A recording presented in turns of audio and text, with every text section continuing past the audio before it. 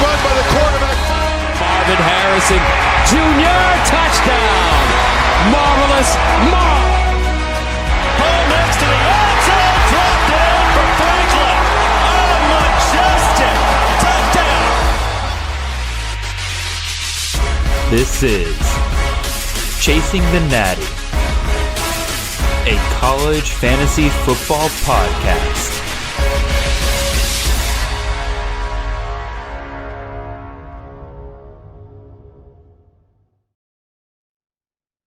All right, good evening, everybody. This is Jared Palmgren, host of the Chasing Natty podcast. I hope you guys are having a wonderful Sunday night here. We got an awesome show ahead for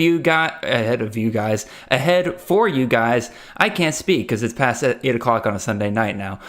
Guys, awesome show ahead for you guys. Once again, we are back here doing another live college fantasy football draft for you guys. We are here to hang out, answer your questions, talk about the players that we are taking. And tonight we have on a awesome special guest for you guys. It is Mr. Parker Fleming. You guys might know him better as Stats of War on Twitter.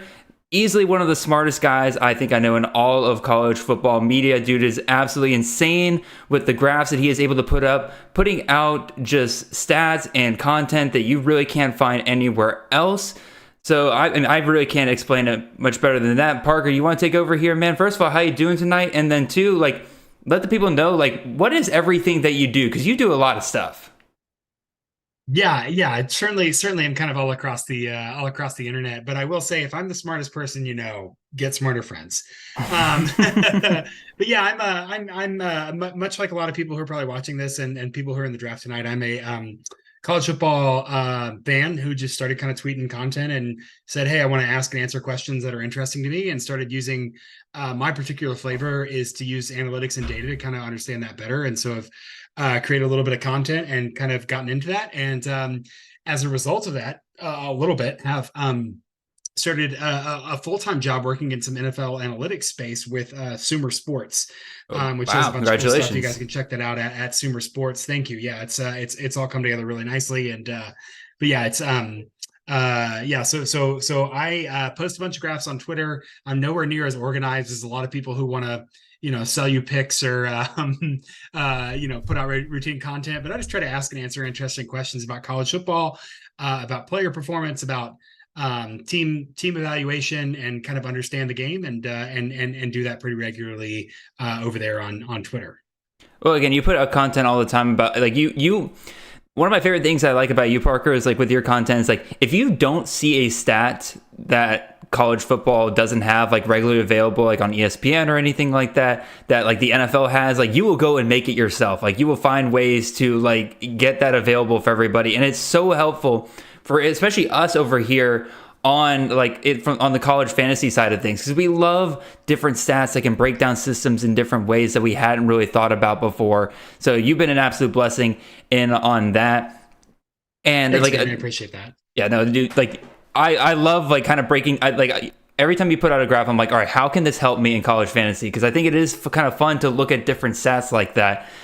So Parker, I think you participated in one best ball draft earlier this offseason, if I remember correctly, or with Mike Bainbridge and them, or is this your first college fantasy draft? No, I was in that one, and that was kind of a slow draft, and I have adult ADHD, and so I kind of forgot about it and had to, every time it picked, I was like, oh shoot, I think go pick. But the first couple rounds was into it. That was the first.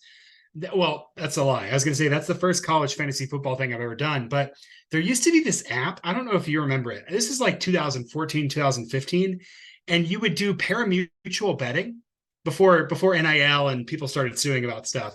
But it was an app, and you could log in and put in $5, and your friend would put in $5, and you guys would pick a daily fantasy lineup.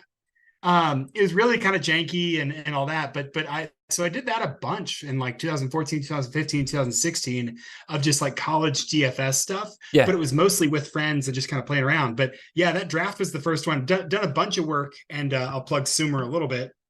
Done a bunch of work with Sumer Sports and with fantasy and with best ball and all that, but hadn't done any college football stuff until that draft. Yeah. Yeah, because when it comes to DFS, I know FanDuel and DraftKings now do it for college football now as well. Our friends Chris K and Ethan Sowers over at Campus Can do a fantastic job of that during the regular season. That's a whole different ballgame to even like what I do over here, because that's because there's like a ton of strategy, because you're like put into player pools of like 100 people, so you have to not only guess who's going to do well, but you also have to differentiate yourself from like everybody else. So like there's strategy there. It's a whole different thing over there. But I'm glad I could come. I'm glad I could get you involved for your first live draft here. So like you don't have to worry about waiting a long time between your picks and everything. It's going to be super fast paced tonight. We got a 45-second clock tonight instead of our typical 1 minute clock, because Parker, you have dad duties to attend in about an hour and a half. So we will respect that and make sure that you are available for your family there. But until then, we got about 4 minutes before the draft here. Let me see if I can grab us a question here from the chat that we can get you involved in. So, Parker, again, you haven't done a ton of fantasy, but just looking at the college landscape and everything, you're looking at the player pool right now. My friend Mitch Hart is big on the wide receiver start. Do you agree with that, or are you going to probably go a different route to start tonight? Yeah, so I think it's interesting to look at obviously everybody who's playing this understands the concept of like points above a replacement player. Mm-hmm. And so like your quarterbacks are going to score more points. But just as an example, like the drop off from Caleb Williams to Austin Reed is what, like 370 to 340 points or something. I don't know. It's like 30 points. But if I go look at, just wide receivers, for instance, the drop off there is going to be, I don't know if I'm giving away my strategy, whatever. Like Marvin Harrison to Troy Horton is 259 to 252.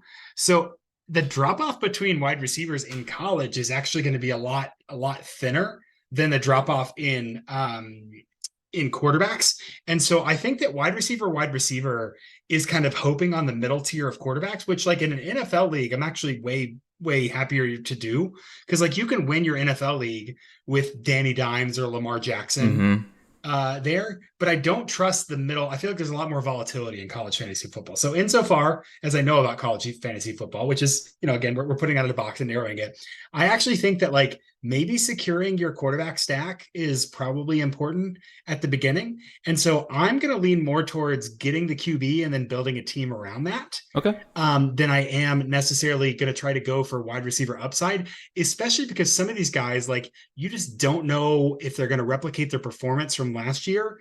Romeo Odunze from Washington, right? Fantasy football killer last year. I don't even know. I haven't even looked it up. I'm just assuming, like, has to be. He was a top 20 wide receiver. Absolutely. Is Washington's offense going to be the exact same as it was last year now that they have a year on tape and there's defenses in the Pac-12 that are going to adjust? I don't know. That's an open question. That's something you got to think about. There's kind of the football aspect you have to think about as you build these teams together.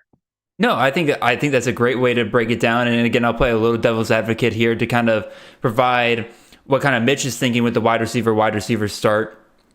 We have a ton of quarterbacks coming in from last year. We kind of know how a lot of these guys are going to perform. And yes, I completely agree with you that like the top tier guys like Caleb Williams and like Austin Reed, those guys are far like that. Those are league winners if you can get the right guy there. And that's why those guys are all going off in the first round. We actually have more quarterbacks going off in the first round this year in college fantasy than I think I've ever seen the last like 3 or 4 years.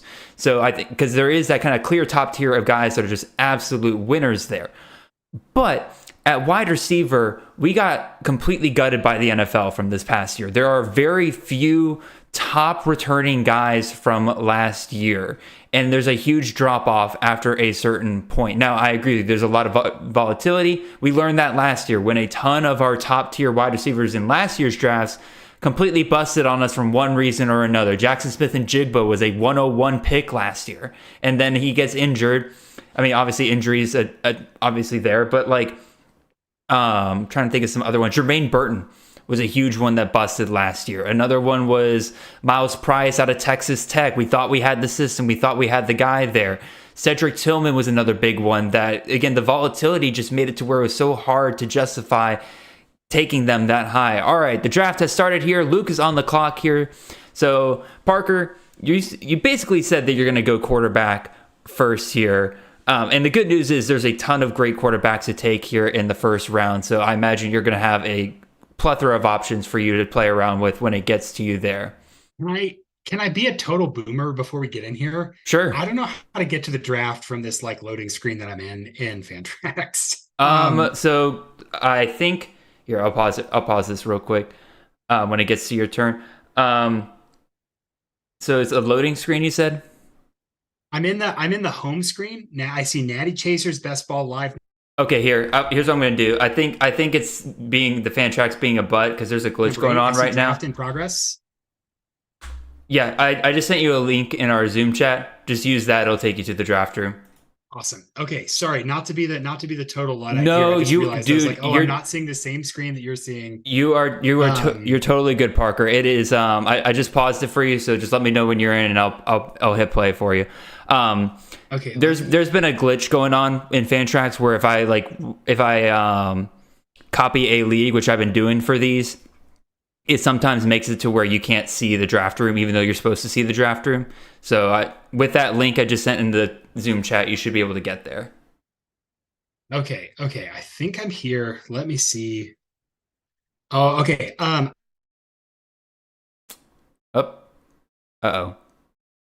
On making a pick. All right, sorry, you got cut off from me for a second there. Can you say what you said again? All good. I hear you now. I think I'm good to go making a pick. So if you turn the clock back on, I think I'm good. I'm turning on the clock.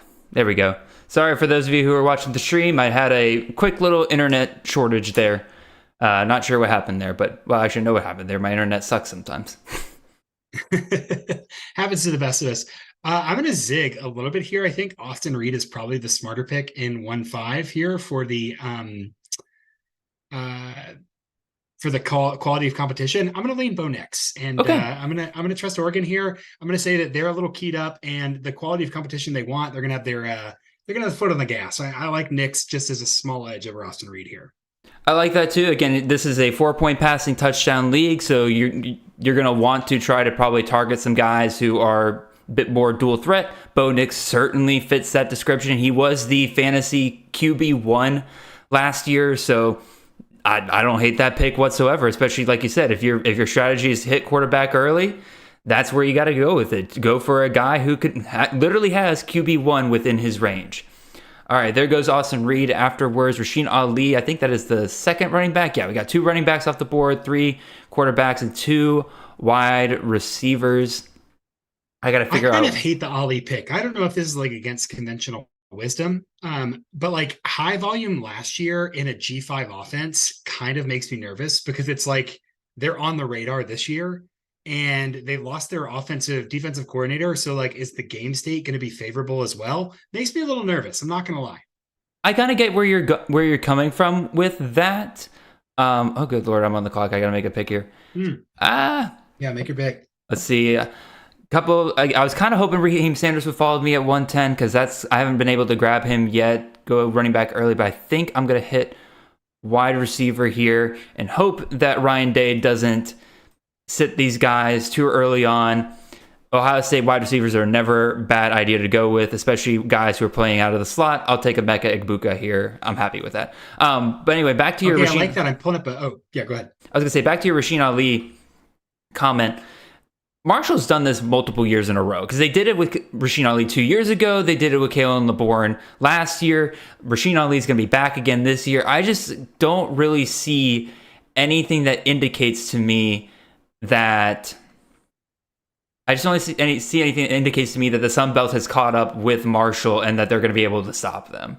And Rasheen Ali is a very good college running back, so I have no qualms with anybody who wants to take him in the first round, especially in a half PPR league like this, where he caught 40 balls last time that he was the full-time starter for Marshall. So I'll take that all day long. I have both of the top 2 tight ends fall to me here. And I have a very clear rule. In best balls, if he's available to me, I'm taking Bowers over the other tight end. If I'm going in a redraft league, I'm taking the other guy because he is more consistent on a week-to-week basis. But man, Bowers is just absolutely incredible, and he has just those absolute explosive weeks. There's the other guy, Oronde Gaston out of Syracuse. Bowers has just those absolutely explosive weeks that'll be incredible for me throughout the season. I like the Ohio State wide receiver in round 1 too. I don't know that I said this, but if you look at their Georgia game, they had like 4 guys combined for 90% of their targets. And so I like a good, like equal spread of targets. I feel like wide receiver 2 at Ohio State's probably putting up wide receiver 1 numbers for a lot of FBS schools, just for how much they pass it and how well they distribute the ball. The last 2 years, in 2021, Jackson Smith-Njigba, Garrett Wilson, and Chris Olave were all in the top 25 wide receivers for CFF. Last year, both Marvin Harrison Jr. and Emeka Egbuka were in the top 10 wide receivers. Now, granted, Emeka Egbuka was like a tale of 2 halves. Absolutely incredible the first half of the season. Kind of tapered off a little bit on the second half, but that was when it kind of became the Marvin Harrison Jr. show. And also, you had Julian Fleming step up a little bit, but even still, he's going to have an incredible season. I have no problems here. You're back on the clock here, Parker. What are you thinking about with your second pick? Again, I'm zigging. My options here are to go running back, which I don't love, or to go Jacob Cowing at wide receiver, or go Xavier Worthy. 8 seconds. I think that Xavier Worthy is going to have so much pressure taken off of him with Nayer being healthy, with A.D. Mitchell transferring, with Jatavian Sanders' emergence as a tight end there. I think that Worthy's going to be able to be the feature wide receiver on a very high volume passing offense.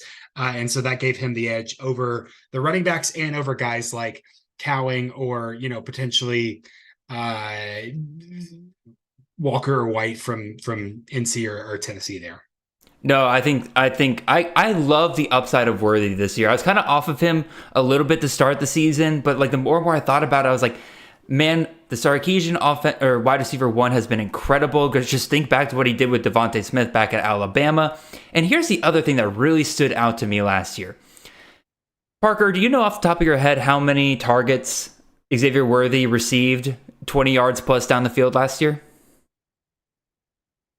Well, depending on how you define Quinn Ewers' accuracy, that number might vary. Well, no, but here's the thing. He was targeted 44 times. He only caught 9 balls. If him and Ewers can figure that out, Worthy already finished as the wide receiver 41 last year. That's his floor as far as I'm concerned. So I love the Worthy right here is a vote of confidence that Quinn Ewers spent all offseason with a trash can and just chucking the ball, just getting it right. Yeah, absolutely. I love that. That's a great visual. I like the McClellan pick. I love McClellan this year, dude. Yeah. No, talk to me. I thought I might get him on the flip. Talk to me about McClellan, dude. I love him as a pick. I think Nick Saban's over passing the ball. I think he wants to go back to murder ball. And with Tommy Rees there too, and you saw what he did at Notre Dame, I think McClellan's going to be a feature back. I think when he's, their offensive line is going to be fine. I think he's going to get a ton of volume and pretty favorable against the rush defenses they're going to see relative to the talent they have. Yeah, I had that one circled. I'm disappointed he didn't make it to me. Yeah, no, if he would not have made it, if you had passed him in the 3rd round, he would not have made it back to you. So Can I tell you that I'm not gonna again, I'm just looking at ADP here and just trying to, move up and down on this. Yeah. Here's a guy I'm not gonna take, even though the ADP is gonna land perfectly where I am. Marquez Cooper from Ball State. I'm so nervous about the Ball State system. Carson Steele had the most yards after contact of like anyone in the nation. Mm-hmm. If you just kept his yards after contact last year, he would have been like the 3rd leading rusher or something. Oh my God. I don't trust the Ball State running back, man. I feel like he's overrated in ADP here. I love Marquez Cooper because he's kind of shown that he can do it in the MAC already. But I did bring up on my show a couple weeks ago that like it feels a little bit like we're kind of inserting him into the Carson Steele role just a little bit too much, but they're 2 different backs. Like Cooper's a much smaller guy. And again, I think he'll still do well at Ball State, but like I'm not ready to say that he's going to be a top 10 back like Steele was last year. All right, you're back on the clock here, Parker. We'll let you make your pick, and then I think it's about time we start answering some of these questions in the chat. Trey Benson, I think that's a great pick right there. What do you think about him? Volume play, man. Norvell likes to run it when they can. I think he's going to get a lot. I think teams have JT, not JT Daniels. Good Lord. Who's the Florida State quarterback? Help me out for a second. Travis. Jordan Travis. I was getting the JT in my head and stuck there. Jordan Travis, they've got him pegged. I think that opens up a ton of rushing, takes a lot of the gravity off the rush game for Florida State. And I think that Benson's going to have a big year. All right, there we go. We're coming down the stretch here. I got to figure out who I am going to take here. I got a couple. I'm letting you know. I'll say it real quick because I do enough of these. It doesn't really matter. This is the range I love to start smashing running backs. So I don't typically take a running back in the first 2 rounds. Again, Raheem Sanders notwithstanding, if he was there at 110, this is the range where I start feeling a lot better about it. So like, you'll probably see me take maybe 2, maybe 3 straight running backs in the next 3 rounds. Because again, this is where I love to smash that value. I'll probably grab another wide receiver to make myself feel better in the 6th round. But all right, 2 running backs off the board there. But I'm going to take Mr. Kavorian Barnes out of UTSA there. Explosive dude, finished really strong down the stretch last year. I really haven't grabbed enough shares of him recently, so I'm going to take the opportunity to grab him here. And I'm probably going to grab another running back on the swing back here. All right, let's go. Let's go with some of these questions here. I'm going to have to make a choice between 2 of my babies. And once I make this pick on the flip, I'll tell you what that is. But I just want to let you know that I'm already set up to have to kill one of my darlings at this flip here. And it pains me. It pains me because I'm not going to get both of them. So I have to pick between my children here. But yeah, what do we got question-wise? All right, let's see what we got here. All right, I got to go all the way back to the beginning here. Let's see. J-Mill, I'll answer the Kings Classic question probably later here. What are some players I've done complete 180s on from the start of the offseason until now? 1 year higher on than originally and 1 year lower now on than originally. So I talked about Xavier Worthy. I was initially off him to start the season, but again, I've kind of come around on him. And you all are assholes for taking every good running back that was still left on the board. But you know what? That's on you. You said I did. I did. I should have known they were all listening. Anyway, I'll take Samson Evans here. I'll feel pretty good about that. Hey, believe in EMU, man. I like their odds to win. I got a little sprinkle on them winning the division. Yeah. Oh, really? A division, not the MAC, because I would have Ohio or Toledo to win the MAC probably. Yeah. Right. Gotcha. So Parker, any players like in your studies and everything that like you were kind of low on to start the season and are now high on, or somebody you're high on and are now low on? Were these one that I've been high on the entire time, which is hard to answer. Oh, son of a gun! All right, I don't have to kill my darlings because Joe Milton's gone. I can't take Joe Milton. Even as much as that was a meme and thinking about that. Dude, I was ready for you to take him first round when I saw how much you were talking about him on Twitter. No, I can't. Well, it's very important to, I'll be coy about this. Go search Joe Milton from @Statsawar and scroll all the way to the back and figure out what's going on there. But yeah, I think he's obviously going to put up numbers in that offense. So here's a great example. I'm looking at ADP right now and kind of where we're at. And he just went. Matthew Golden. I was really high on him last year and thought like, okay, Tank Dell's gone. He's going to kind of be the number 1 option. I don't love Donovan Smith's downfield passing. I don't know that anyone does. And the offense they're going to run is going to be a lot more dink and dunk. I just feel like his whole ceiling has come way down in this offseason because of getting Donovan Smith in as the transfer. And so that's a guy that I think I was pretty high on to end the season last year. And as they've kind of shown what they're going to be this year, I'm like, I don't know if I feel great about that. Somebody who's the opposite. I'm totally gonna botch his name because I want to draft him. So I almost shouldn't say this, but Aiden Robbins for BYU caught so many passes last year for UNLV. Yeah. He's going to take the entire list, and I think that he had, when we did our BYU preview, I think that I looked up and saw that he had 3 times as many targets as all of BYU's running backs combined. If they can kind of open that up there, man, I think Aiden Robbins is really interesting. All right, you're on the clock. I'll list. I'll comment on your Matthew Golden, like coming down on him. I think the other part of it is that the rest of the receiver room is better than I think people give it credit for. Because like Sam Brown is a pretty good receiver in his own right. They bring in Joshua Cobbs out of Wyoming, who is a leading receiver there. Stephon Johnson out of Oklahoma State, who is a breakout freshman last year over there with the Cowboys. I think the rest of that receiver room is going to command some more targets than we're initially kind of giving them credit for. And as much as I love Golden and his talent, I don't think he really separates himself as well from the rest of the group there. Yeah. I think that's also totally fair. Do note, I did get to take my boy Carson Steele there. I feel very good about that. Oh, Ton of volume I'm in a that Harden Chip Kelly believer. offense. I'm a Harden believer, Ooh. so we're at odds on that. I'll probably take Harden here in the next couple of rounds if I don't like the way my running back room's shaking out here. Alrighty, Austin Smith asks, who are you drafting between Austin Reed and Malachi Corley? It's kind of a break off from the wide receiver strategy. Who would you rather have, Parker? Austin Reed or Malachi Corley? I think Reed, just because you're going to get, like, let's assume defenses are going to adjust to what Western Kentucky's doing.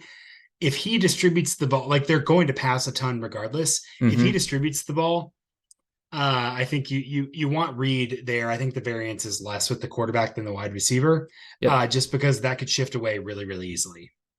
No, I definitely agree there. And then one other one here. Who are you drafting between Bo Nix and Rasheen Ali? Well, you kind of answered that question. You took Bo Nix, so I'm not going to ask you to explain that one. Let's see here. Lots of good questions here. I thought I saw Mike Bainbridge said, I wonder what QB you'll take. I'm sure you've never mentioned them on Twitter before. Well, you tried.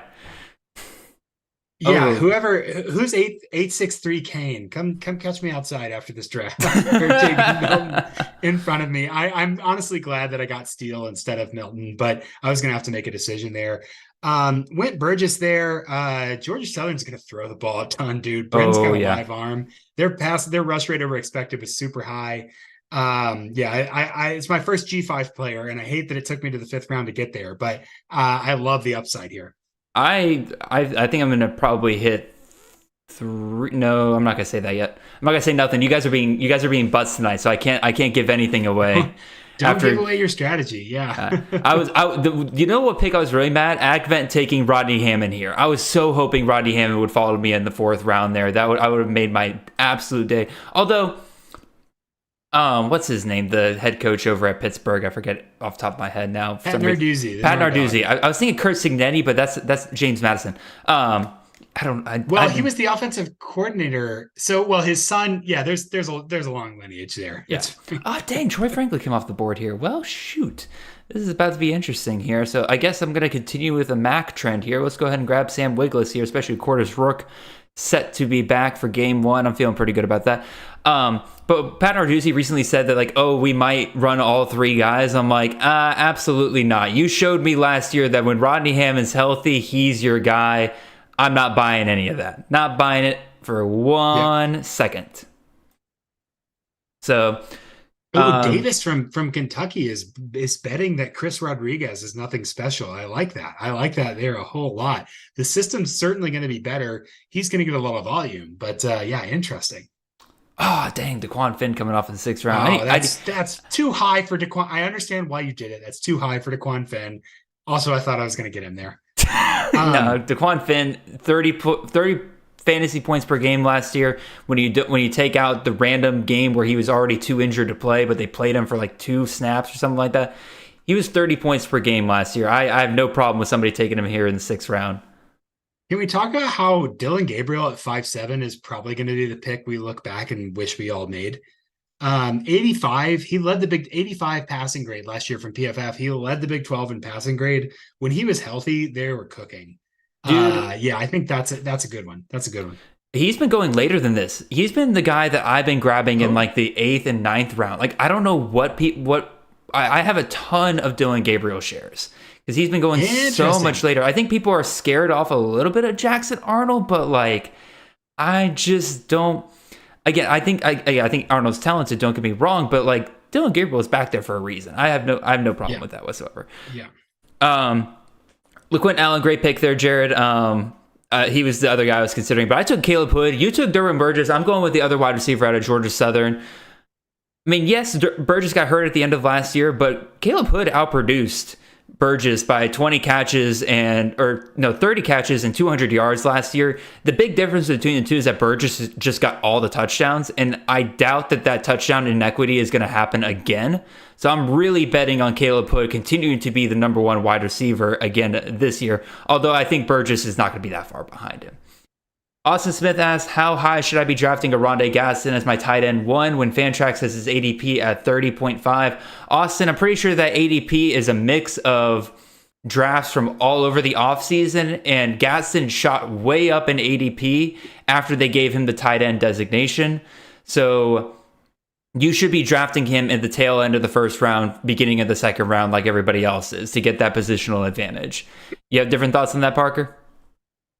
No, I think that's fair. If you could draft a tight end a wide receiver at a tight end position, that's certainly going to be advantageous. Yeah, absolutely. All right, you took one of the guys that I was considering in my last pick, Luther Burden. Talk to us about it, Parker.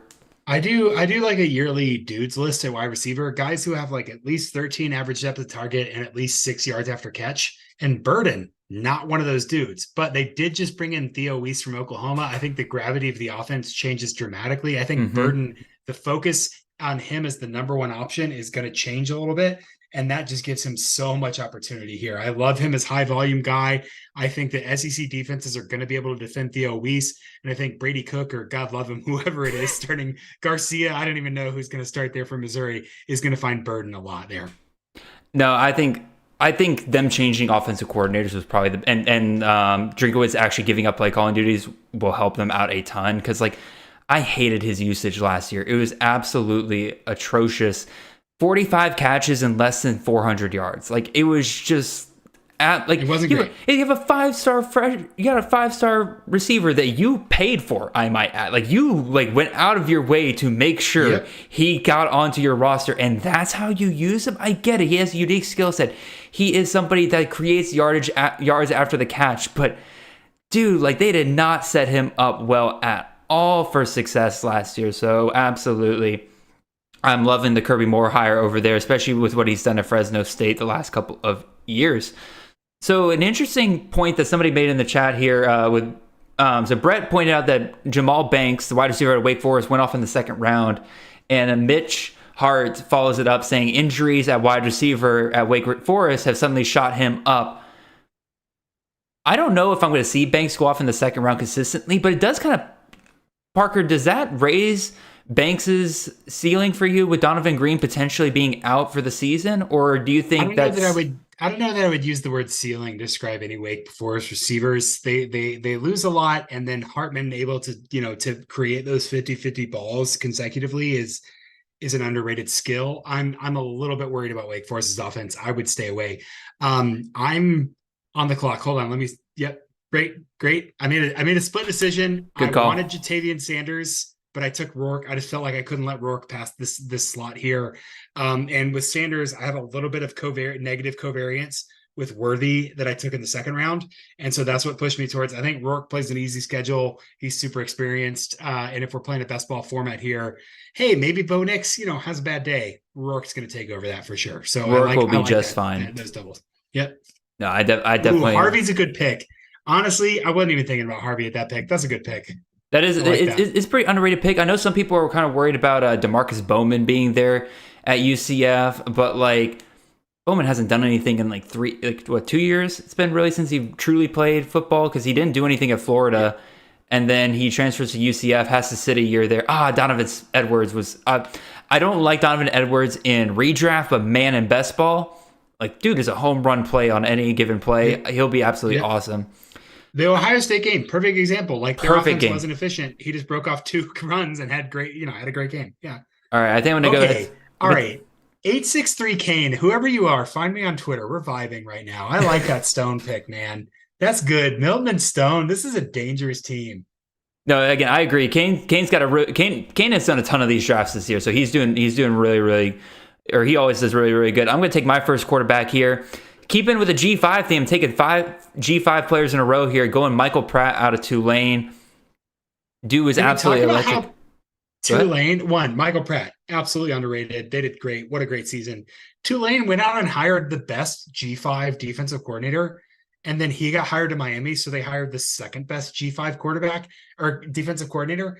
Also, Willie Fritz tried to go to Georgia Tech and Tulane outbid him. Like Tulane's bag is way deeper than anyone thinks here. Oh, I agree. They are definitely like they're they're definitely a program that needs to be considered like for future expansion. Like because they have a lot more resources than people are kind of giving them credit for here. I'm really hoping a really safe guy and a really safe system falls to me here. All right, there we go. We'll go with the safe quarterback pick here. Let's go with Ohio State. Let's get Kyle McCord here. Feeling pretty good about that. Honestly, was surprised, but I saw the Pratt Daniels Cordero. Yeah, Cordero. That's pretty good. Yeah, it just the volume's going to be there, man. Did you stack with? Oh yeah, and I like the Igbuka stack there. That's kind of nice. You get some positive covariance. Yeah, I'm feeling very very good about. I'm feeling very very good about it because like McCord. Like CJ Stroud last year finished as a top 20 quarterback in CFF.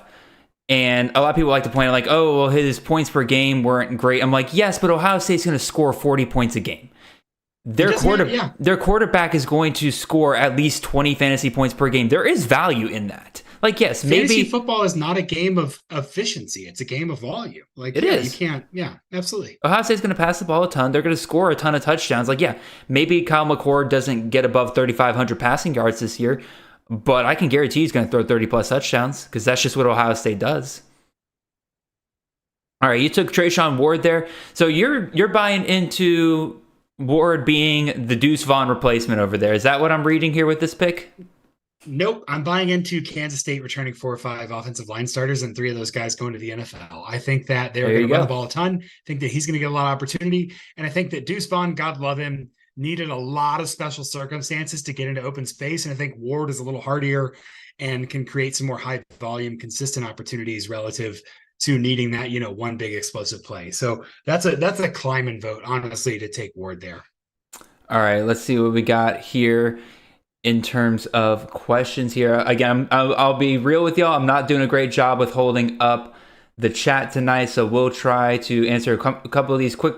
Brett Pagny asked, are we 100% sure that Jamari Thrash is the dude at Louisville?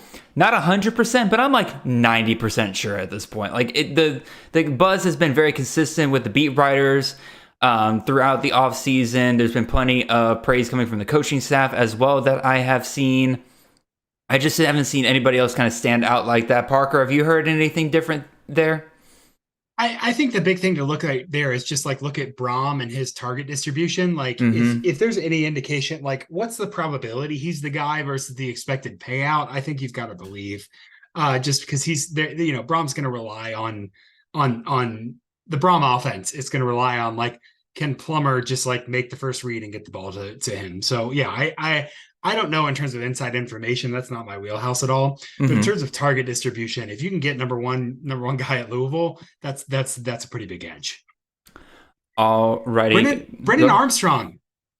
Interesting pick. Interesting that he's so high here. But like Robert Anae, baby. Robert Anae. We've seen what he and Robert Anae can do. Yeah. Without, I mean, I don't want to disparage anyone, certainly given given Virginia's circumstances, but like that offense did not have dudes on it, and Brett Armstrong was still putting up crazy numbers. So, dude, Robert Anae is so incredible in the way he finds like unique players on his offense and finds ways to feature those guys. I love studying Robert Anae like offenses because like last year, a lot of people were worried about Sean Tucker and like because like Robert Anae typically hasn't featured a running back, and I was just like, watch.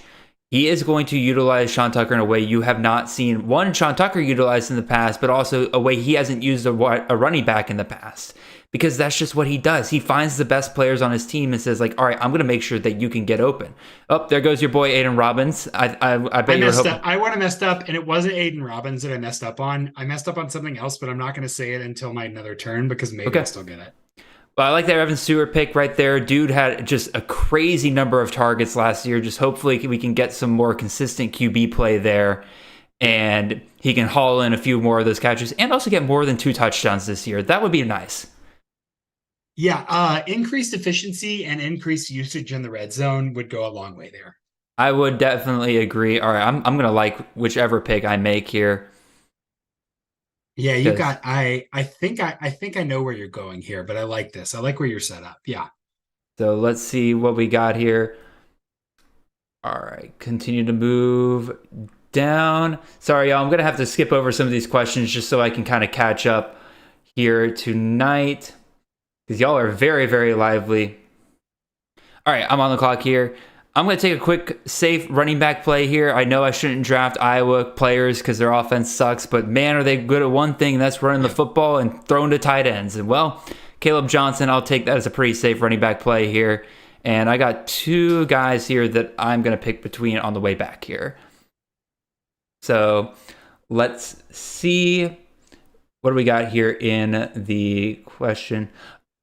Okay, this might be a good question for you, Parker. How does Dan Enos, new offensive coordinator at Arkansas, affect Raheem Sanders and KJ Jefferson? Enos has never really had a running quarterback before and does typically move at a slower pace, but could improve the passing. What do you think? I think it makes me higher on Sanders and lower on Jefferson because so much of the offense that they ran with the offensive coordinator before involved hero ball from the quarterback, and Enos is going to do more designed runs and kind of substitute away from that. So I think that's a pretty clear shift away from KJ Jefferson carries because scrambles are counted as runs, right? Like if we're thinking about points, but not style. And scrambles are normally more efficient than designed runs. I think we're going to get a lot more designed runs for both the quarterback and the running back, which makes Sanders that much more efficient. No, absolutely. I mean, that makes a lot of sense right there. We're moving fast here. We are. Well, I told everybody to pick fast for you, Parker. Like they're listening. They're doing great. I just picked Terrell Vaughn. I really think he's one of the most undervalued players in all of college fantasy this year. I've been on him since last year, since he transferred to Utah State from JUCO. We really didn't get to see him until kind of later down the stretch. He is the only returning starter from the Aggies wide receiver core last year with Brian Cobbs and Justin McGriff moving on there. Blake Anderson does not typically feature the slot or the outside guy. He just features the guy who is the most familiar with his system and is the most veteran presence. We've seen slot guys like Devin Tompkins. We've seen outside guys like Jonathan Adams Jr. and Omar Bayless back at Arkansas State. They get absolutely fed. And so I am fully on board with taking Terrell Vaughn here in the 10th round. I think he is Anderson's guy for this year, especially with Cooper Lega having an entire offseason to get starter reps. He should be a lot better this year. Parker, who's your pick here, man? I'm gonna reach here a little bit. I know that I'm reaching, but I'm really trusting. I'm going. This is gonna be an insane pick, but like the Swan Shepherd connection at Vandy was actually like legitimately very good. Yeah, and I think that they're high volume, and I like that a lot. I need to, I'm going to mute for a second and just step out. I'll be right back. Yes, sir. Go right ahead. All right. That'll give me a little bit of time to try to catch up on some of these questions here. You guys are so lively tonight. I really appreciate you guys. Ton of people watching tonight. If you have not gone ahead and hit that like button as well as subscribe to the channel, those things help us out a ton. As well as, again, we got a lively chat tonight. We got tons of you guys here. Go ahead and reach out to some of your college football buddies. Again, we got Stats of War on tonight. Like, that's not a dude you get to typically hear from a ton in the college fantasy sphere, let alone just in college football in general. So absolutely invite your friends. Let's have a good time here tonight. I'm having a hard, it is a good problem to have, the fact that I cannot keep up with the chat tonight. You guys are doing absolutely fantastic here. Really appreciate you guys.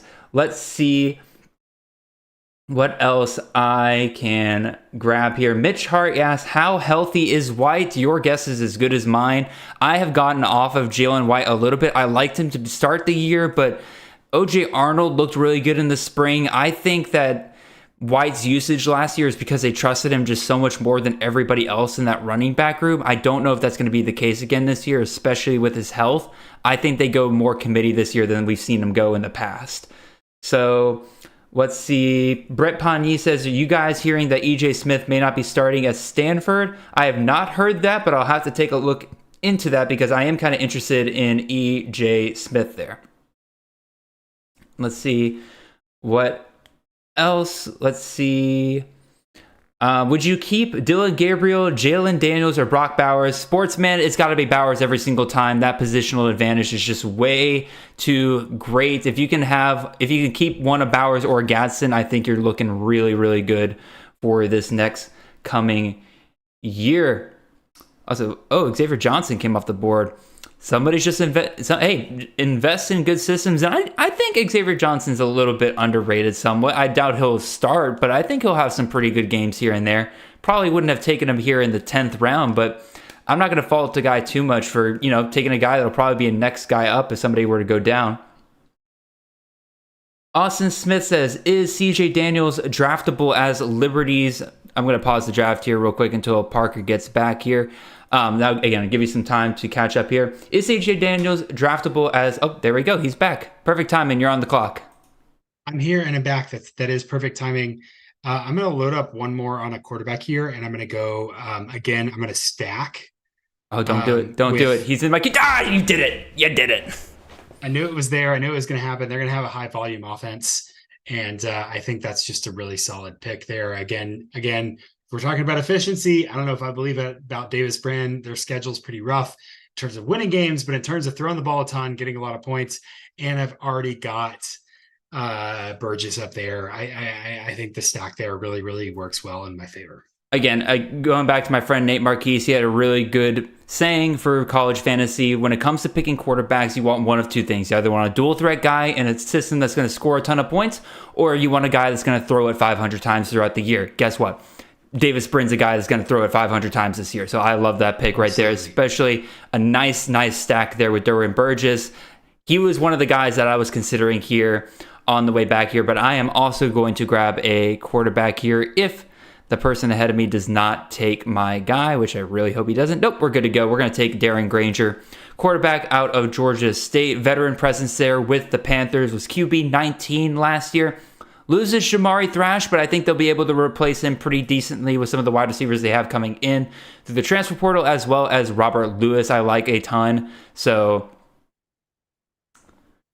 we are good to go there. Like Cam Ward there too. I thought about it. I felt like Cam Ward was a little bit of a reach. I probably would have taken Zachary Franklin there if he hadn't gone right in front of me. But this is a nice stretch. This 11th round here is actually pretty feisty in terms of, do people know ball? I feel like we've got some people who know ball here. Although someone just took Mitch Griffiths, which makes me a little bit nervous at the end here. That makes me a little sad. I'm a little bit worried about the claw fence without Hartman. No, he was one of the guys that I was considering taking here because, again, that's still, I think even if they take a bit of a step back, that quarterback situation is still a pretty safe one. Like, that's a solid 20 to 23 fantasy points per game every single week. So I kind of like it. I am going to, do I want to take a running back or I want to take a wide receiver here? Or do I take another tight end? No, I think I'm going to pass on the tight end right now. But I am going to take, you know what? If we're just loading up on Maction and G5 guys tonight, let's take Trayvon Rudolph for a bounce back year there at NIU. Anytime you can grab a guy that's capable of putting up a 300-yard game, I'll take it all day long. I love what he was able to do as a true freshman. And a healthy Rocky Lombardi for like more than 3 games, volume's there, right? Yeah, volume's absolutely. There.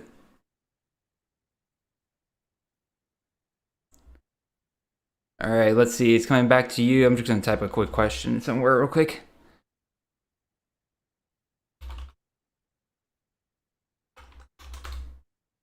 All right, there we go. What do you think about Mordecai at Wisconsin? What do you think about the Dairy Raid going over to Wisconsin? Do you think it'll be something that takes a couple years to get going, or do you think it'll be something that can get started there in year 1? I think that Phil Longo definitely walked into that room and thought, like, what is the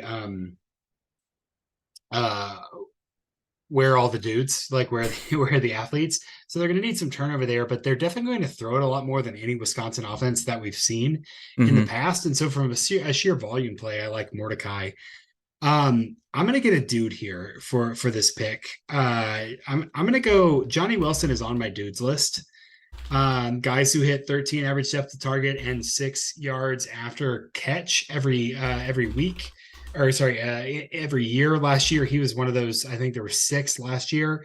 A little bit of negative covariance with Trey Benson, but round 3 to round 12, I'm not as worried about kind of the separation there. I think their offense is kind of high volume enough to survive that. Yeah, I think there's a little bit too many mouths to feed over there because, again, you got Wilson, you got Keon Coleman as well, but also I mean, Trey Benson's going to command his share of targets, I think. You got Jaheim Bell coming in as, again, tight end, gadget player, whatever you want to call him there. Parker, that's totally fine. I can hold it down for that amount of time. Just let me know whenever you can come back on. Cool. I'm just gonna step out for a minute, and we'll be back in here in a few. Go take care of your dad duties. Cool. Thanks, kid. Yeah, no problem, man. I'll hold it down here.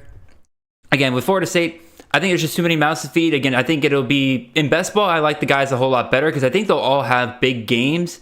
It's just one of those things where I don't want to guess which guy is going to command the targets on a week by week basis here. All right, guys. Again, Parker's stepping out for just a little bit. Got to take care of some dad duties, which we all understand that. So we're going to respect him on that. There we go. Put that over his face for now.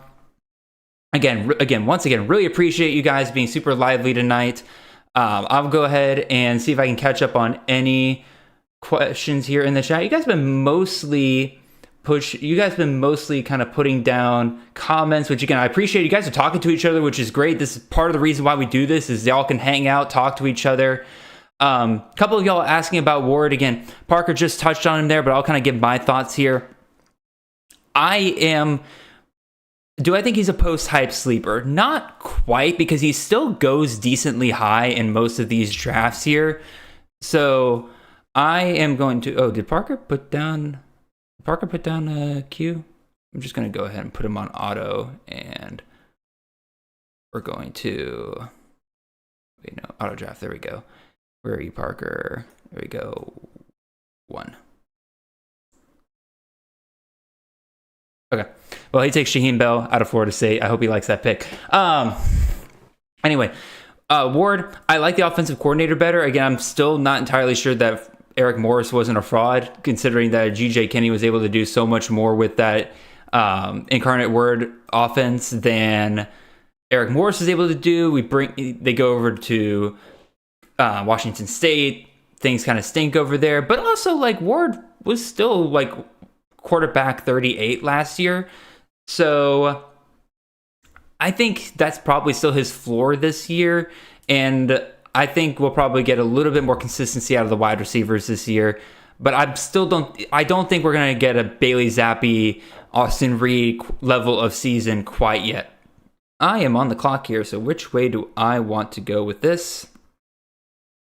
You know what? Half PPR league, I think I'm going to grab a running back here that's going to catch a ton of passes here. Let's go ahead and get Tylan Hines out of Hawaii. I'm feeling pretty good about that.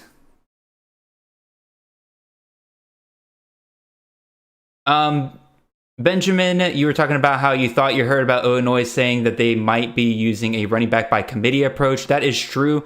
Again, Brett Bielema said that last year what they did with Chase Brown was more done out of necessity than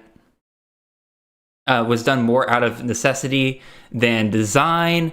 I think that they will be moving more back towards a committee approach. They got 2 pretty veteran guys there in Josh McCray and Reggie Love that I think they like, but also they bring in Caden Fagan, a monster of a human being compared to the rest of those guys. I think he'll find his role in that offense probably sooner rather than later. Let's see what we got going on here. Will Hunter's ADP rise now that he is back at practice? Mitch, which Hunter are you referring to? If you could clarify that for me down in the chat. Brooks says, no dogs, Jared. That's not true. I drafted Bowers in the 2nd round. What are you talking about, Brooks? And Jeffrey, sorry, buddy. I took Tylan Hines. Had to do it. Again, he was too valuable there. And I think I'm probably going to grab another running back here. I should actually probably check on my bye weeks, make sure I'm good to go there. All right, we're looking good. So let's go ahead and grab another running back here. Malik Sherrod, if you've been reading some of those practice reports, they not only were high on Malik Sherrod and saying like, oh yeah, he'll be our first running back. They said he will be key to their offense going into this year. So honestly, he's been going way too late in drafts already. I'm pulling the trigger earlier now. I'm taking him here in the 14th round and feeling very, very good about it. So that puts me at what? 5 running backs, 5 wide receivers, 1 tight end, and 1 QB. I think I'm going to go ahead. Yep. I know who I'm going to take with my next pick if he is available there to me. Otherwise, got a bunch of fun upside guys. Ooh, I like what I'm seeing at all of these positions. Some fun players to be taken all over the place. Mitch and Brett, yes, I do like the mark. I like the Jaquavius Marks pick there in the 13th round. You guys also liked the, what was it?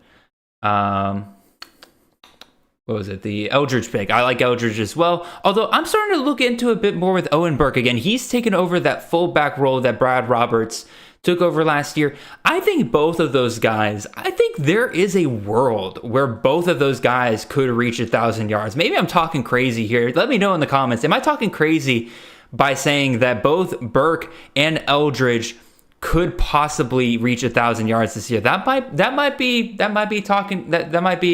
going too hot there, but we will definitely see. All right, Parker, I'm going to go ahead and put you on auto again this turn. I'm sure that we will be all right. It's a lot better now that Fantrax is actually taken out the. Yeah, you are crazy. Appreciate it, Heath. Appreciate it, Mitch. You guys always keep me in line. Yeah, doing auto is so much easier now that Fantrax has actually finally taken out all the guys that went off to the NFL last year. Because I think when Parker comes back, he'll be okay with the Jaheim Bell and the Barry and Brown picks there. I think that would be good. Jeremy, love the TJ Harden pick there. He was one of the guys I was considering at the last turns there. Benjamin asking, do we think Logan Diggs takes over for RB1 at some point at LSU? I think he will be RB1 to start the season. He's got probably the most talent and experience out of that room. Right? I can't say talent because John Emery still is technically there, but there's so many questions surrounding that man that I'm not going to get too excited about him there. I think he'll be RB1 day one. I just don't know how much value the LSU running back one is really going to have, given the fact they do have a lot of depth at that position. So we'll see. Again, I just don't think that it's going to be. I just don't think it's going to be that much separation between him and the rest of the group. And he does bring up a good point that Caleb Jackson, true freshman at LSU, has been getting a ton of hype this fall. He was not there in the spring. I kind of wish he was there in the spring because he'd be somebody I was heavily he'd be somebody I'd be heavily investing in college fantasy drafts now if I knew what I know now back then. Maybe that's on me for not getting ahead of the curve, but you guys know how it is sometimes. Let's see. Jarquez Hunter is back at practice, might not miss any games. How does that affect his ADP moving forward? His ADP will rise because just because he's it's the number one back at Auburn. We saw what Tank Bigsby did the last 2 years, which honestly wasn't even that great. Like he wasn't like a huge, like Tank Bigsby didn't have like a huge ceiling in CFF. The thing is, like, I'm not buying a Hugh Freeze running back right now. Again, just the last couple of years at Liberty, they have really not had one singular guy. Like, yeah, Day had some good games here and there, but I think Damari Alston is a guy that is going to command some carries this year. I mean, Brian Batty, as much as he's banged up right now, I think he's going to command targets targets because he's a pretty good receiving back, but also I think he's going to be I'll just let it go. He's going to be a guy that's going to who's going to provide a great change of pace for Auburn. So I think they're going to go three-headed monster there. I'm pretty sold on that. And they also got Jeremiah Cobb coming in this year, who he's not the best in the world, but like he's still pretty good. Anthony Perry, do you do this for college basketball fantasy? No, sir, I do not. I do not play college fantasy basketball. It's just I don't really watch a ton of college fantasy or just college basketball in general. I catch it here and there. Just isn't my sport. My sport and will always be my love right here, college football. Keith, you sound like a gentleman and a scholar. Brooks, don't let him fool you. Yeah, I'm still not entirely sure that, again, going back to the Jarquez Hunter discussions, he is I'm still not sure we've seen the last of that investigation. Yeah, he's back at practices right now. I mean, Hugh Freeze doesn't want him to miss any time. So if he can get him on the field, of course he's going to do it. But like, I have a feeling that Auburn, we haven't heard the last of that. We haven't heard the last of that at all. Let's see a couple of questions here. Will Tulsa adopt the Mike Leach air raid from Steve Spurrier and raise the ceiling for Malachi Jones and Braylon Braxton, I think is who you meant, Austin. I love Tulsa this year. I have invested a couple times in Braylon Braxton late in drafts, and you guys know me, I've been big on Malachi Jones being that one returning guy for Tulsa after they had a ton of productive receivers last year. I am fully on board with it. It can go one of two ways. Maybe they go after Steve Spurrier Jr. there. They go full air raid, in which case then, yeah, Malachi Jones is going to be absolutely incredible. Or they can go the Kevin Wilson route, which he comes from the Ohio State system, which is always heavily featured the slot, which guess where Malachi Jones sits? Right there in the slot. So I feel very, very good. I feel very, very good there with both of the Tulsa guys there in Braylon Braxton and Malachi Jones. I'm back on the clock here. You know what? I'm going to take the shot on a system that produces tons of 1,000-yard backs. I'm going to take a Jonathan Brooks who got the first reps in camp to start the fall. Maybe that changes over the next couple of weeks, but I'm using the information I have right now to load up on running backs here because they're going to dry up at some point. But we'll see. We will definitely see. I'm going to go ahead and load up my queue here for a bit because I need to start taking some... I need to take some depth at a couple positions here. Garrett Shrader, great pick by Kane there. He really does go too low in these, and I probably should have picked him up because I haven't picked a quarterback in 5 rounds. But it is all good. Thank you, Mitch. Mitch, you're giving me a ton of love right now for all my picks, and I'm glad that you and I are seeing eye to eye. Benjamin brings up some pretty good info from the CFF site stating that Freeze running backs are better when he doesn't have a rushing QB. 10 to 11 fantasy points per game compared to 15 fantasy points per game when he has a statue at QB. That's a very interesting point because, again, like Peyton Thorne is going to be given the chance to be the guy for Auburn. And he is really not much of a dual threat guy, at least not compared to a guy like Robbie Ashford or obviously Malik Willis or anything like that. So that's a good point, Benjamin. I'll give you credit on that one. That's something I hadn't really considered, but we'll see. We will definitely see. Vince Reagan says, Schrader, 6 rounds after Malik Hornsby. Man, Malik Hornsby, that is like the ultimate like upside play. So I don't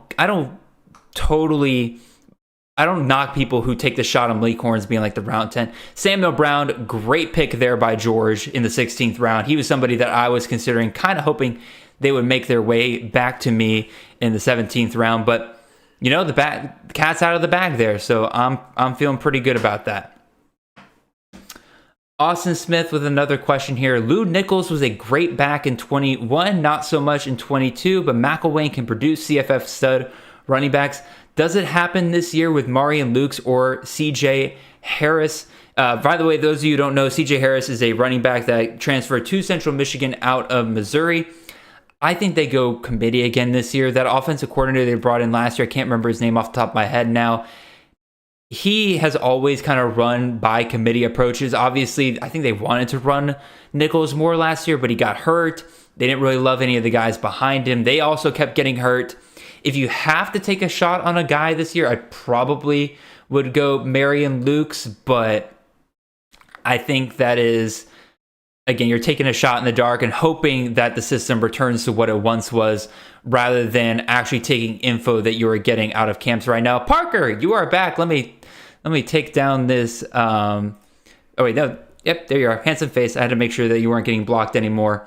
So, Parker, you've auto drafted, let's see, 4 picks in a row here. You want to hear who you got? Yeah, who's on my roster now? You got Jaheim Bell out of Florida State. You got Barry and Brown out of Kentucky. You got Deshaun Jones out of Maryland and Grayson McCall out of Coastal Carolina. How are you feeling about those 4 picks? Don't hate any of them. Don't love the Brown pick. Would generally stay away from Kentucky wide receivers after what we've seen out of them the last couple of years. But Bell, some nice positive correlation. Actually, I take that back. Bell is probably my least favorite out of all of these. Also, Benson. Okay, I just had to make sure you knew you're on the clock. Yeah, you're good. Let me pick here, and then I'll come back to that. All right, there we go. I know what I'm going to do here. I feel good about this. I'll explain that here in a second. Bell is the one I feel the worst the worst about, because I have Wilson and I have Benson, and so my covariance now is negative, right? Like if one of those guys has a big week, the other two are not, and that in a best ball sense, like the two of them, I can justify a little bit, but having three of them, I don't know if that's super wise. I don't know if I'd done that if I hadn't auto drafted. That being said, all potentially high volume guys there. So not the worst thing in the world. No, I honestly kind of like it for best ball a little bit. I mean, obviously, I think it's kind of worse for redraft, because like redraft, it is like one of them's gonna go off. If you start all three of those guys, then yeah, one of them's gonna go off, but maybe the other two don't. In best ball, you don't have to decide which one's gonna go off each week, so you're gonna get the pointage out of Florida State pretty much any given week. The only thing that would suck for you is if Keon Coleman becomes the absolute stud that some people think that he is, and basically makes all three of your pass catching options completely irrelevant in that sense. I mean, Trey Benson will be fine regardless, but like Bell and Wilson, there's a little bit of risk there, I would say. But and then what about Deshaun Jones, Grayson McCall there? Jones again, got Talia there, going to be high volume, okay with it, especially in the 15th round here. Again, senior experienced wide receiver. McCall, I actually probably would have stayed away from entirely. Like I see that DJ Irons and Casey Thompson and Garrett Schrader all went after McCall. My issue there is Coastal Carolina last year had the highest, maybe the third highest success rate differential on plays with and without motion. That is entirely a testament to Jamie Chadwell's ability to leverage motion to create mismatches. And without that, I'm very worried about Grayson McCall replicating his success. I think there's a reason that maybe there's three reasons that he hasn't transferred out of Coastal Carolina to a program that's potentially higher level. And I'm a little bit worried about his ability and his volume without the crutch of a Chadwell offense. No, I definitely agree. Like he was perfect for that system. I think the only reason he didn't transfer was rumors here, but it sounded like grades were a big obstacle for him landing at different spots, because there were some schools that kind of came after him. I know Florida was involved.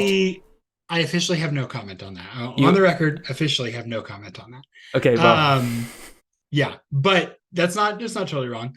But yeah, it does feel like if in the last 2 years that he was, a next level talent, he was open to going places and it just never manifested.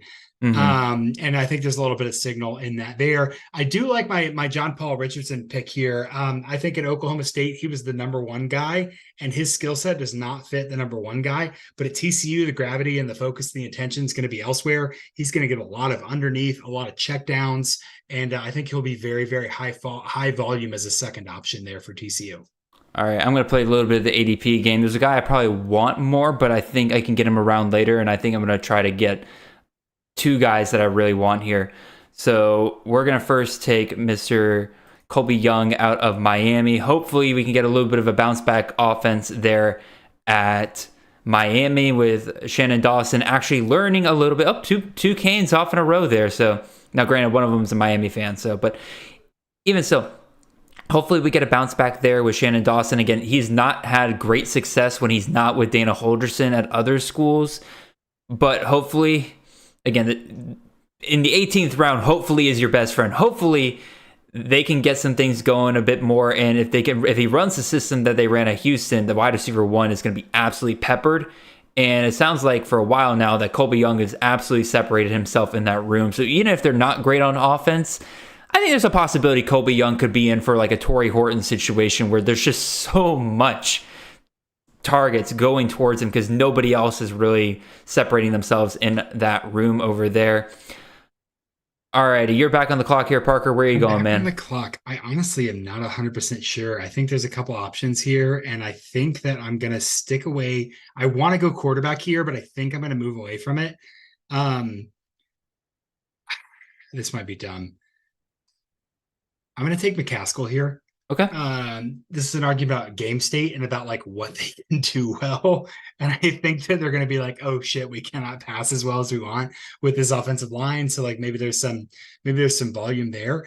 I do want to point out again, Kane, if you're not following me on Twitter, DM me. Let's be friends, because Tyler Van Dyke there is super interesting. When Garcia came in for Miami last year, his sack to pressure ratio was like 35%, and Tyler Van Dyke's was like 11. Like very clearly, Van Dyke was a victim of his circumstances and then was able to still make good things out of it. Yeah. If that offensive line under Cristobal gets a little bit better, Van Dyke is super underrated this year. I think last year the bubble kind of got in front of him. Mm-hmm. This year it's come back behind him. And I think I love the Van Dyke pick right there. Yeah, because like, and we're the 18th round. That's probably like what, QB like 30, 40 off the board right now. He's a good quarterback. Like, I think like there's a reason why there was rumors that Bama was going after him in the transfer portal. Like he is going to be, I think, an NFL draft pick one day. Now, do I think he's going to be first round like some people claim he's going to be? Probably not. But like if he has a really good year this year, you know, stranger things have happened with hype. I mean, look at Will Levis last year. All right, like that got way out of control. So I'm sure Tyler Van Dyke will probably convince at least one or two NFL GMs that he's worth taking a look at in the first round, and he'll probably go day 2 and stuff like that. A quick comment from Mitch Hart in the chat. He's a big Colorado fan, so he wanted to provide a comment on your McCaskill pick there, Parker. He says reports are currently running back by committee for the Buffs this year, which is absolutely insane when you bring in Alta McCaskill. That's absolutely insane. That also doesn't vibe with my priors of Sean Lewis. Anything that I hear out of Colorado's camp, I believe is PR. I believe it's spin. I don't believe it's truth. So I'm going to trust my priors and say I don't believe the spin machine. That's probably the same reason why you took Steele over TJ Harden for UCLA, because the word is that TJ Harden is the number one guy right now. But also we've seen in the past that Chip Kelly will absolutely feed lies to the beat reporters, or the beat reporters will lie for him, and it'll be something completely different. I don't want to play my hand too far here, but that would shock me if Carson Steele was not the feature back for UCLA this fall. Alrighty. That would shock me. Alrighty. I disagree, but right. You know, we all have our opinions. I've drafted one tight end. Yes. Hartman's already gone. Okay, that's and it's a tight end that you didn't even really want. I was force-fed a tight end. Okay, the temptation here is to draft Sam Jackson, and as silly as that is, I don't think I'm going to do that. I think that he'll be around for a little bit. I like Spavital. I don't trust the offense necessarily for that to happen. Let's go running back on a bad team that's going to get a lot of volume. So I'm going to go Franklin at Louisiana Monroe. He's a big boy too. He will outsize literally everybody else in the Sun Belt. That is like that's what I'm hoping for there, at least. Like if he's not the guy they just handed off to 20, 25 times per game, that's just a program that just doesn't want to even have a remote chance to win their games. So I like the pick there. It's a fun G5, throw it out there, see what happens kind of pick. I love who is that? CFF Tommy Mack was just like, Tommy Mack was just like, F your Franklin pick. I'm going wide receiver. You will him right after. Like, no, they're not going to run it. Well, it's kind of the same. It's kind of the same thing with Trayvon Rudolph. I took him earlier. Tyrone Howell had he had a 200-yard game and then like another 150-yard plus game. Like he is the ultimate best ball play for this kind of format, because like you're probably only get like 2 or 3 good weeks out of him, but those good weeks are really good weeks. They're going to roster. Yeah. Let's see. I don't really know which way I want to go with this. I think what I'm going to do is I'm going to hit wide receiver here. I think I'm going to hit wide receiver twice. So we're first going to go full system play here. I don't know if I trust the talent yet, but slot wide receivers for Phil Longo have been absolutely incredible, and he was talking this guy up again recently. Will Pauling, starting wide receiver out of Wisconsin, transferred over from Cincinnati to Wisconsin, followed Luke Fickell there. I'm just going to take the shot there. I'm going to take the shot. If it doesn't work out for me, he's my, 8th wide receiver off the board. I'm feeling okay about that. If that doesn't work out for me, I'm sure some of the other shots I'm about to take here will work out for me. So let's see, any comments in the chat right now? Benjamin says, just now saw that Samuel Brown went off the board earlier. What do you guys think about him this year at Rutgers? Parker, I'm going to throw this one over to you first. Samuel Brown, true sophomore at Rutgers, kind of took over as a starting running back for Rutgers a few games down the stretch, gets hurt, misses the rest of the season. How do you kind of feel about him this year? Yeah, well, what really worries me about that generally is that like his numbers and Monagai, I think is the guy who took over for him, are not super different. 4.1 yards per attempt for Monagai, 4.3 for Brown. Yards after contact, 2.83 for Monagai, 3.05 for Brown. I just don't know that the upside is necessarily like, the identity of the running back for Rutgers. Maybe he's going to be the number one guy, but I'm kind of projecting him as what they did last year in terms of Monagai, just because I don't know that there's a huge lift in, hey, we've got this different guy running at the running back position. And that's going to suddenly, kind of lift our entire offense. Well, they do bring in Kirk Soraka, who was the offensive coordinator at Minnesota last year, provided us Mo Ibrahim. Go ahead. I would draft I'd draft a tight end based on Kirk Soraka. I would not draft a running back based on Kirk Soraka because they're going to RPO the hell out of that glance tight end. Yeah. So are you a big fan of Johnny Langan there, the former quarterback turned tight end? Well, big fan about anyone on Rutgers is kind of a hard thing to take a stance on. This is a very fair point. Also, the other thing I'll point out with Samuel Brown, the fifth, by the way, I always like to throw that out there that he is the fifth.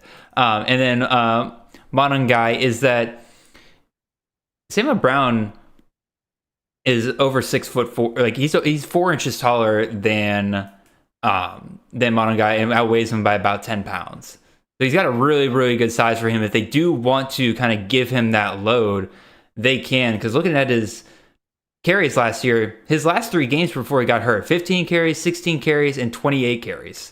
So they were clearly kind of building him up to be a guy that they were going to rely on a pretty consistent basis. Versus Monangai started off the year with that, and it kind of fell off towards the end there.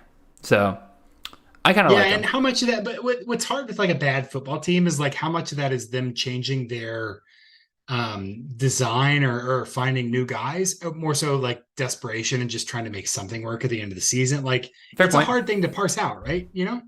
I think it's a good thing to look at. Of like, I look a lot at target share, right? Like if we're going to talk about analytics for a little bit, but target share is not an average over the season. It changes week to week, and figuring out like, where are they going? What are they doing? It's hard. It's a very hard thing. And I think the variance of target share for an offense is very important when you're trying to figure out who's going to have an individual performance. Obviously, lower variance in target share is going to mean, hey, we know our guys, and higher variance means they're going to we're just throwing spaghetti at the wall and hoping something sticks. As somebody who does weekly projections for Fantasy Alarm in different conferences and stuff like that, I am fully aware of how much target share varies on a week-to-week basis. That's my entire job with them, is to figure out how things are changing on a week-to-week basis. What's up? Let's offline about that. I don't want to talk about that on a stream, but DM me about that. Okay, sounds good. Yeah, week-to-week stuff. Yeah. I'll show you something cool. Alrighty, I would anything that makes me better at my job, I'm always down to hear. Hashtag like and subscribe. Hashtag like and subscribe. Speaking of which, DM me about that. Speaking of which, there are plenty of you who are listening in this chat right now that have not gone ahead and liked the video and subscribed to the channel. So I would really appreciate you guys if you would go ahead and do that. Let's see, a couple of things here. I just took Jalen Milroe last round. I think it's about time we start getting ready to say that he's going to be the starting quarterback for Alabama. He took the first team reps in the fall camp. Tyler Buckner, who's, I would say, the quote-unquote major competition, because I think like Simpson's good, but I think they're really not ready to start a true sophomore there. Buckner was taking third-string snaps for Bama to start practice. Now, granted, he's still got to learn the system, but the fact that he still has to learn the system tells me that he's quite a bit behind guys like Miller and Simpson who have been in the system for a year or longer. I think Buckner at this point is a wasted pick unless you're hoping that he somehow takes over the second half of the season there. I just doubt it. I think Milroe takes it. He'll be a dual threat guy on a team that scores 40 plus points per week. I am A-okay with it here. You got a smile on your face, Parker. You disagree with that? What if Nick Saban has decided that Murder Ball is back? What if he's decided that we want to rush more than expected? What if he's decided that he's sick of leaving games to whether his recruits can catch passes? I don't know, man. I think they're going to run a lot more this year. I think they're going to try to simplify, minimize variance. I'm a little bit worried. The good news is that Milroe is a dual threat quarterback. So he honestly can run better than he can throw. Yeah, and so maybe that's a good. Maybe they're gonna. Yeah, maybe that's a good pick from that standpoint. I'm kind of the opinion that like if Alabama's offense is going as planned this fall, Buckner's taking most of the snaps. I just don't see how he catches up to guys that have been in the system for that long. He's also just not a very good quarterback. Totally fair, but also. I agree he's not very good, but that does not stop Nick Saban. True. In terms of being in the system, he has been in Tommy Rees's system, right? Like longer than the other guys. So who knows? Yeah, but we'll see here in a couple weeks. I don't think, especially because Milroe's rushing upside, I don't think it's a bad pick at all there. But I just don't know. Yeah, I'm a little uncertain there. I would definitely rather have Milroe here in the 20th round than Tyler Buckner. I wouldn't have taken if my choice was Milroe or Buckner here, I think it's very clear who I would have taken. Absolutely. Yeah. All right, let's talk about your last two picks here, Parker. You took Jared Wiley out of TCU, your second TCU guy here. You also took Adonai Mitchell out of Texas. I love that pick in the 21st round. Talk to us about those two guys while I make our pick. Yeah, so Wiley is Wiley is just a simple calculation of Wiley's target shares last year and then Arkansas's targets to tight ends last year. His volume is going to go way up. I think he's very undervalued here. And he's a big old dude. I mean, in the red zone last year, TCU found him consistently. I think if they can find him outside the red zone, no reason that he shouldn't be one of the top 3 targets on TCU's offense this fall. AD Mitchell, again, super deep room, super deep. So the gravity is going to be on Worthy. The gravity is going to be on Jatavion Sanders. And this protects me on a week-to-week basis. If a defense locks down Xavier Worthy, they risk getting exposed by Mitchell. I'm going to get one of those two Texas guys is going to roster every week, right? And I agree. That's the bet here, taking Mitchell. I mean, I got ahead of myself to start the season, but when AD first transferred to Texas, given the struggles that Xavier Worthy was kind of having as the wide receiver 1 without anybody else there, I made a hot take saying that AD was going to outproduce Worthy this year because defenses might lock in on Worthy, and they were going to completely underestimate Mitchell. Mitchell's a really good outside of boundary wide receiver. I think if viewers can really kind of build that connection up, great pick here in the 21st round. I love that pick. You're back on the clock here. Let me double check the chat for some questions. Mitch, you are correct. Donovan Green is injured, but Donovan Green was also taken here in the 21st round. That I kind of don't hate the idea of somebody taking the shot there and hoping that whatever injury he had in practice there wasn't something, or it's kind of like the Joe Burrow situation where it was far worse and it's far less. Oh my God, I can't speak. It's less severe than what we were thinking it was going to be. Maybe he only misses a game or two and he'll be back out there. Obviously, Parker, you're not big on Wake Forest, period. But are you kind of okay with somebody taking the shot that late on a guy that really a lot of people expect to maybe be neck and neck with Jamal Banks? Expected value, right? What's the probability that his injury is that bad versus what his production is going to be? We're looking at rounds here. We're like, I mean, most of these picks are, can I get 2 to 3 weeks of roster points out of this guy, right? Mm-hmm. Like, is that fair to say? Yeah, I think so. I think that's sharp, honestly. An injured guy, great. Maybe he's injured for the first 6 weeks of the season. Okay, if he's healthy the last 6, he's going to put points up. So I think that's totally fair. By the way, Jeremy, love the Emory Jones pick there with Cincinnati. Scott Satterfield did some amazing things with Blake Cunningham over there. Emory Jones pushes out Ben Bryant for the starting job there. I think he's a clear starter, dual threat guy in a team playing in a conference that's going to force them to score a lot of points. I think that could be a really fun pick. And that's what your 1, 2, 3, 4, 5. sixth quarterback off the board, I think that's a very fun sixth quarterback to have. The delegate from the Democratic People's Republic of Parker has no comment on Cincinnati or their offense this fall. Oh, not a big fan. I'm staying away. Staying away? I'm staying away. Yeah, I think that it's going to be a rough scene, and I think that like you watched the Arkansas game last year, right? Mm-hmm. And you thought, shoot, if Ben Bryant had hit some of those guys, maybe they would have beaten. Maybe they would have beaten Arkansas there.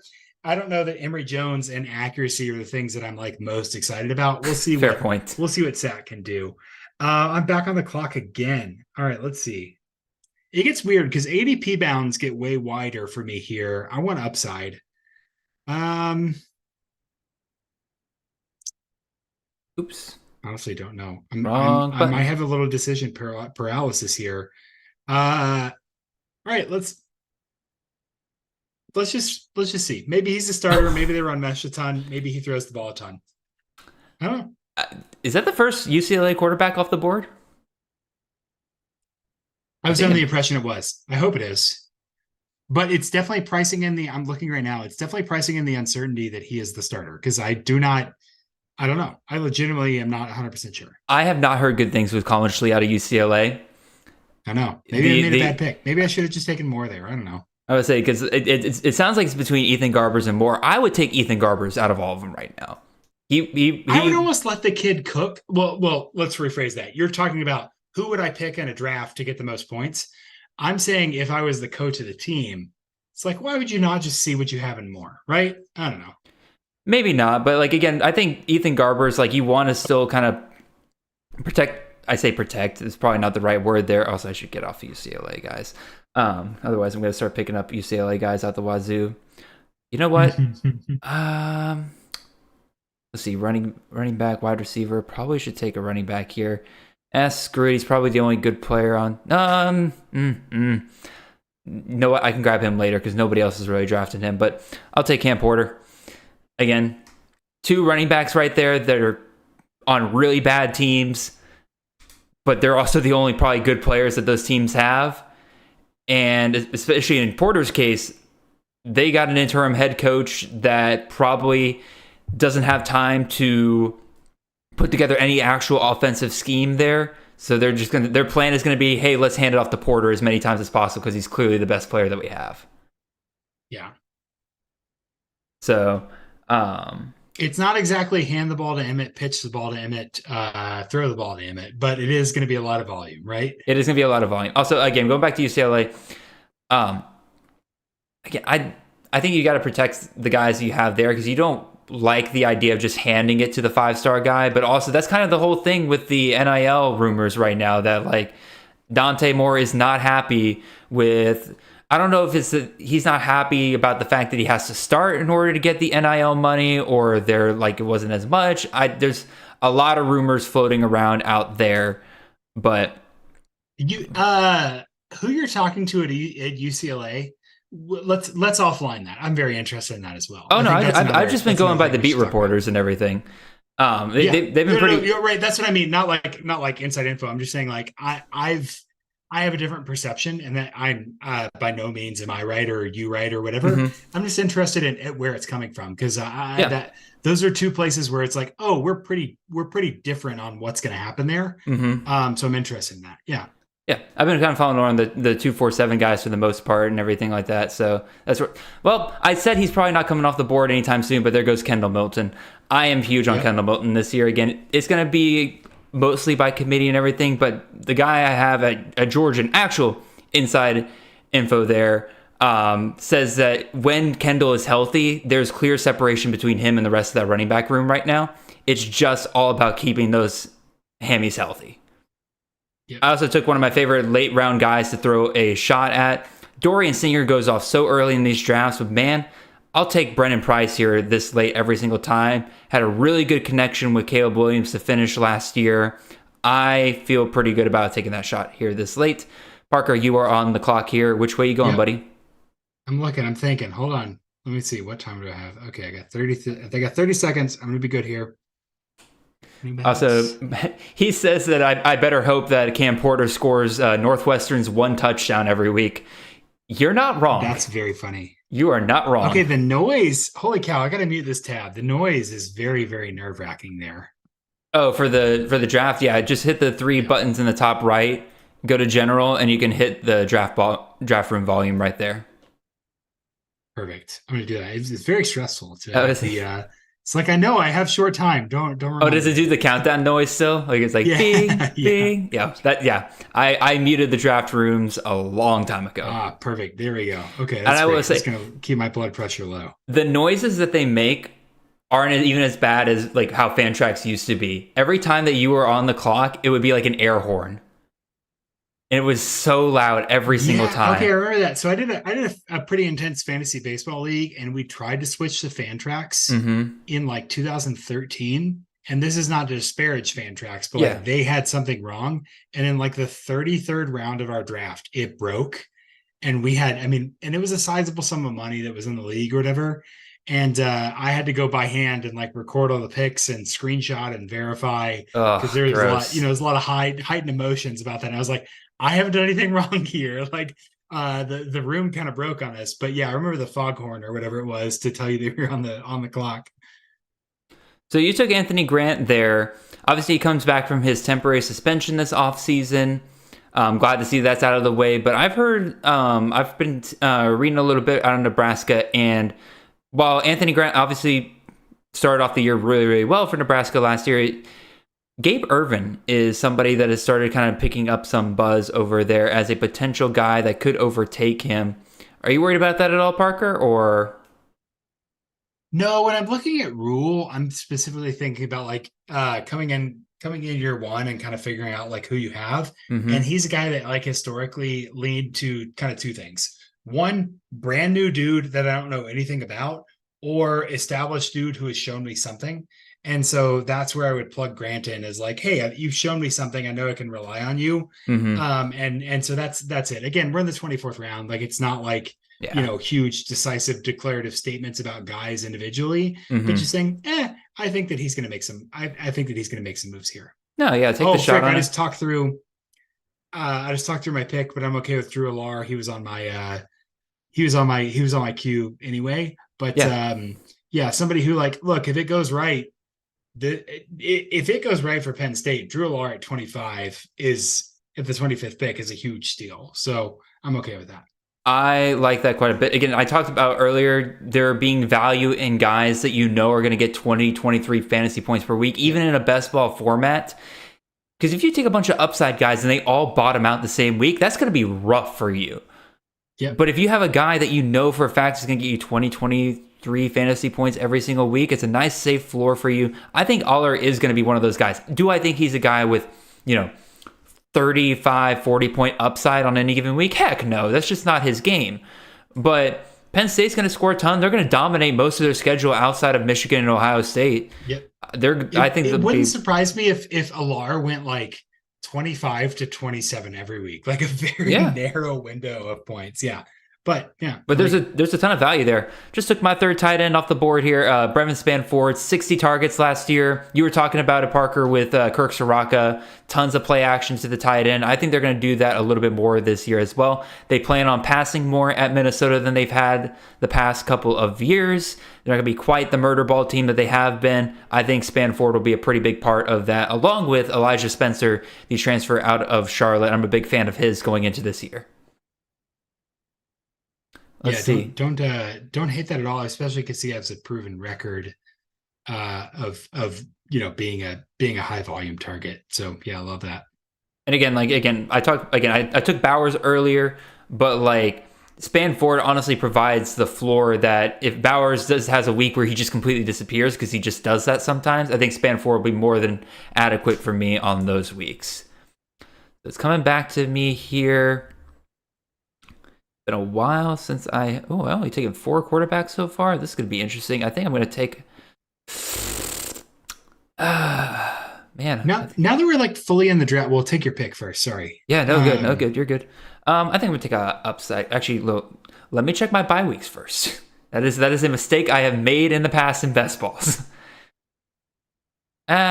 Screw it. I'll take a wide receiver. Why not?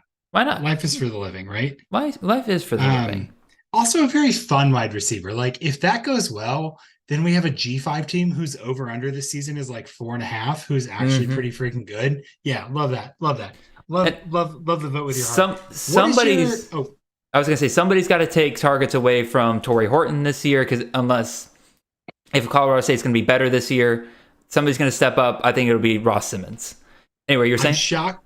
Yeah, I love that. I'm shocked that Kane wasn't the guy to take Jordan Hudson there. That's a great pick.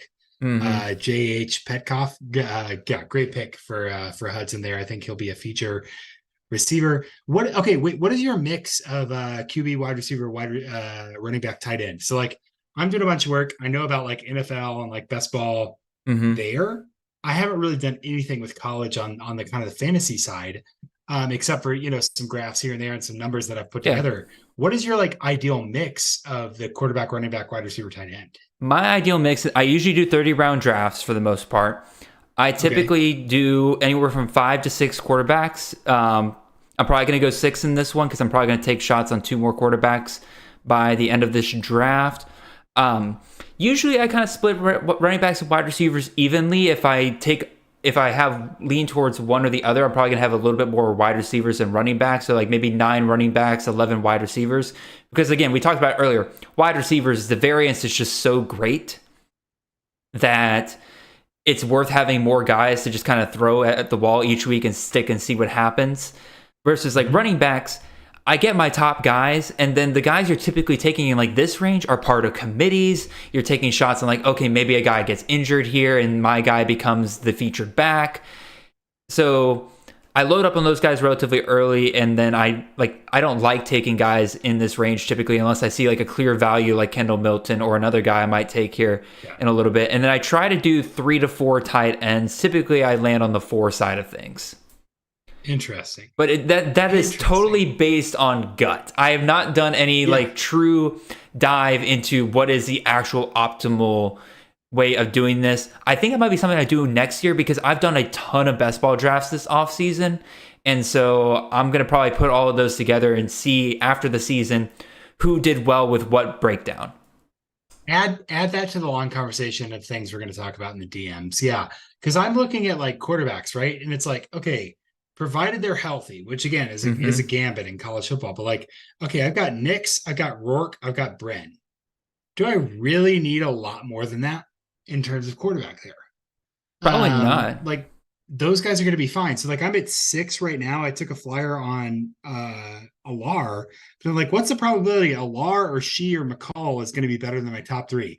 Not very high. So like I'm kind of done here. And now I'm trying to take guys that is like, what's the probability and 1 week that these dudes are gonna have a ridiculous week and roster. There's a couple of fun upside quarterbacks that are kind of still on the board, but like I can totally again you got 6 guys already. I got 4, so I'm ready to take. Who took Jalen Noel? Damn it. That was my like sleeper pick here. I should have taken him at 26 if he was really my sleeper, but I had him on my queue here. I think it's a really good pick there. Also, I meant to say this in the last round. Tommy Mack. Taking Miles Marshall there in the 26th round. I don't know how I didn't see. I could have sworn he was in my queue. I thought he was gone already. That is a fantastic pick in the 26th round right there. Given the history we've gotten with Jack Sorensen and Mac Hippenhammer the last couple of years there. Where are you going here, Parker? I'm gonna go out west. I'm gonna take an okay offense that's kind of struggled with an identity after DeBoer left. But look, we got a high volume running back. All right, second option, I think. Yeah. So, see, I took Malik Sherrod earlier in the draft. I took him as in the 14th round. They recently did some work over there. Forget the beat reporter's name, who does a ton of programs out west. He tries to go around to different practices and stuff like that. And they said recently in an interview that not only is Malik Sherrod going to be the RB1, they said he's going to be pivotal to their offense this year. So I am very much looking forward to Malik Sherrod, but if he goes down, I think Moore is easily the number 2 option there. This is far from wishing one guys are going to get winded, but 2, this is far from wishing injury on a guy. Yeah. But like, okay, the higher target share you take as a running back, the higher probability that you can't withstand a full season's target share. So yeah, I think that's a plus EV kind of calculation, but yeah. All right, I'm taking probably my last running back of this draft. Very hard to find guys that I think are going to be RB1s in their system. Naquan Wright over there at Southern Florida. People think Alex Golesh, Tennessee offense, they split up the ball at Tennessee between the running backs, between Small and Wright. I mean, Naquan Wright, I think, is clearly above the rest of those running backs over there, especially with Brian Battie moving on to Auburn. I think that he is pretty good pass catcher as well. I think he's going to get a ton of volume, especially if they don't have a lot of options outside yet. They're going to rely heavily on him this upcoming year. I feel pretty good about that pick. You were saying, Parker? Yeah.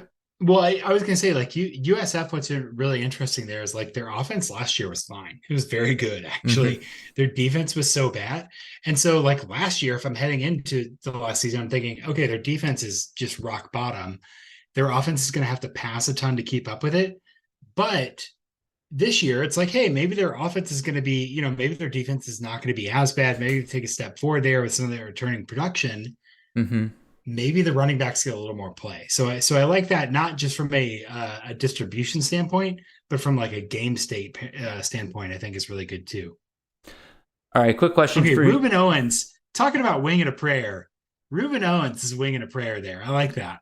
It is a wing and a prayer. Again, take the shot on some of these freshmen. There's going to be freshmen who break out this year. Yeah. I'm seeing the logo of who is that? AG Vet. It's Ag Vet 06. One, thank you for your service. Two, I see that they're an Aggie fan, so not as insane. Totally understand it. Let's see a couple of questions here in the chat. I'm trying to catch up here. Benjamin asking about the Oklahoma running back room there. What's the latest on Javonte Barnes? Sounds like Barnes is healthy and ready to go. Again, the dead bone injury that we were seeing earlier this offseason seems like it's gone away from now. It could pop up at any moment, but at the same time, like, it sounds like he is the guy that the staff is the most comfortable with. Sawchuk obviously looks really good as well. Should you be worried about Marcus Major? Heck no. Marcus Major's not a good running back. Those two overtook him their freshman year. I'm not worried about him whatsoever. It's just a question of, do they go full committee or do they ride Barnes and Sawchuk throughout the year? Another question here, Parker. Why does everyone hate Henry Parrish at Miami? Henry Parrish just came off in the 27th round here. First Miami running back off the board here. You got an opinion on Miami's running back? We talked about Van Dyke and Colby Young earlier, but what about their running game? Let me pick really quickly, and I'm going to go against something I said earlier, but like, I'm just kind of... You ran out of time. Oh, son of a... It's okay. Who do you want? I'll switch out. Totally fine. I'll take... don't worry about it. I would have... No, I'll switch out. It's part of the rules. I was going to... I love Clay Millen there. I was going to take Carter Bradley from South Alabama instead of McLeod from James Madison. The only reason being, I think that South Alabama, their defense last year was decent. And this year, I think they're going to kind of be a wagon. And so I thought high volume there. And I went against my maybe I'm done with quarterbacks. Just saw his name and thought, oh, that's going to be a good play there. But I would not take McLeod at James Madison had I made my pick there, because I think that they're due for some regression. I think last year was fun, but very clearly the talent and the schedule lined up in a way that's going to kind of make their perception a little bit inflated. Yeah, I think that's definitely a possibility. That I talked about it on today's I say today, we recorded today, it comes out tomorrow.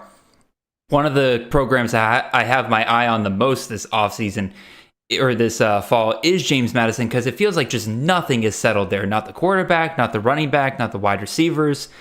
I think there is going to be fantasy value there, because again, like, Todd Senseo was not a good quarterback, and he was finished as a QB 19 last year. Like, he finished as a top 12 or top 20 QB last year for CFF. Now, granted, he had dual threat ability that I don't think Jordan McLeod has, but even still, very good season there.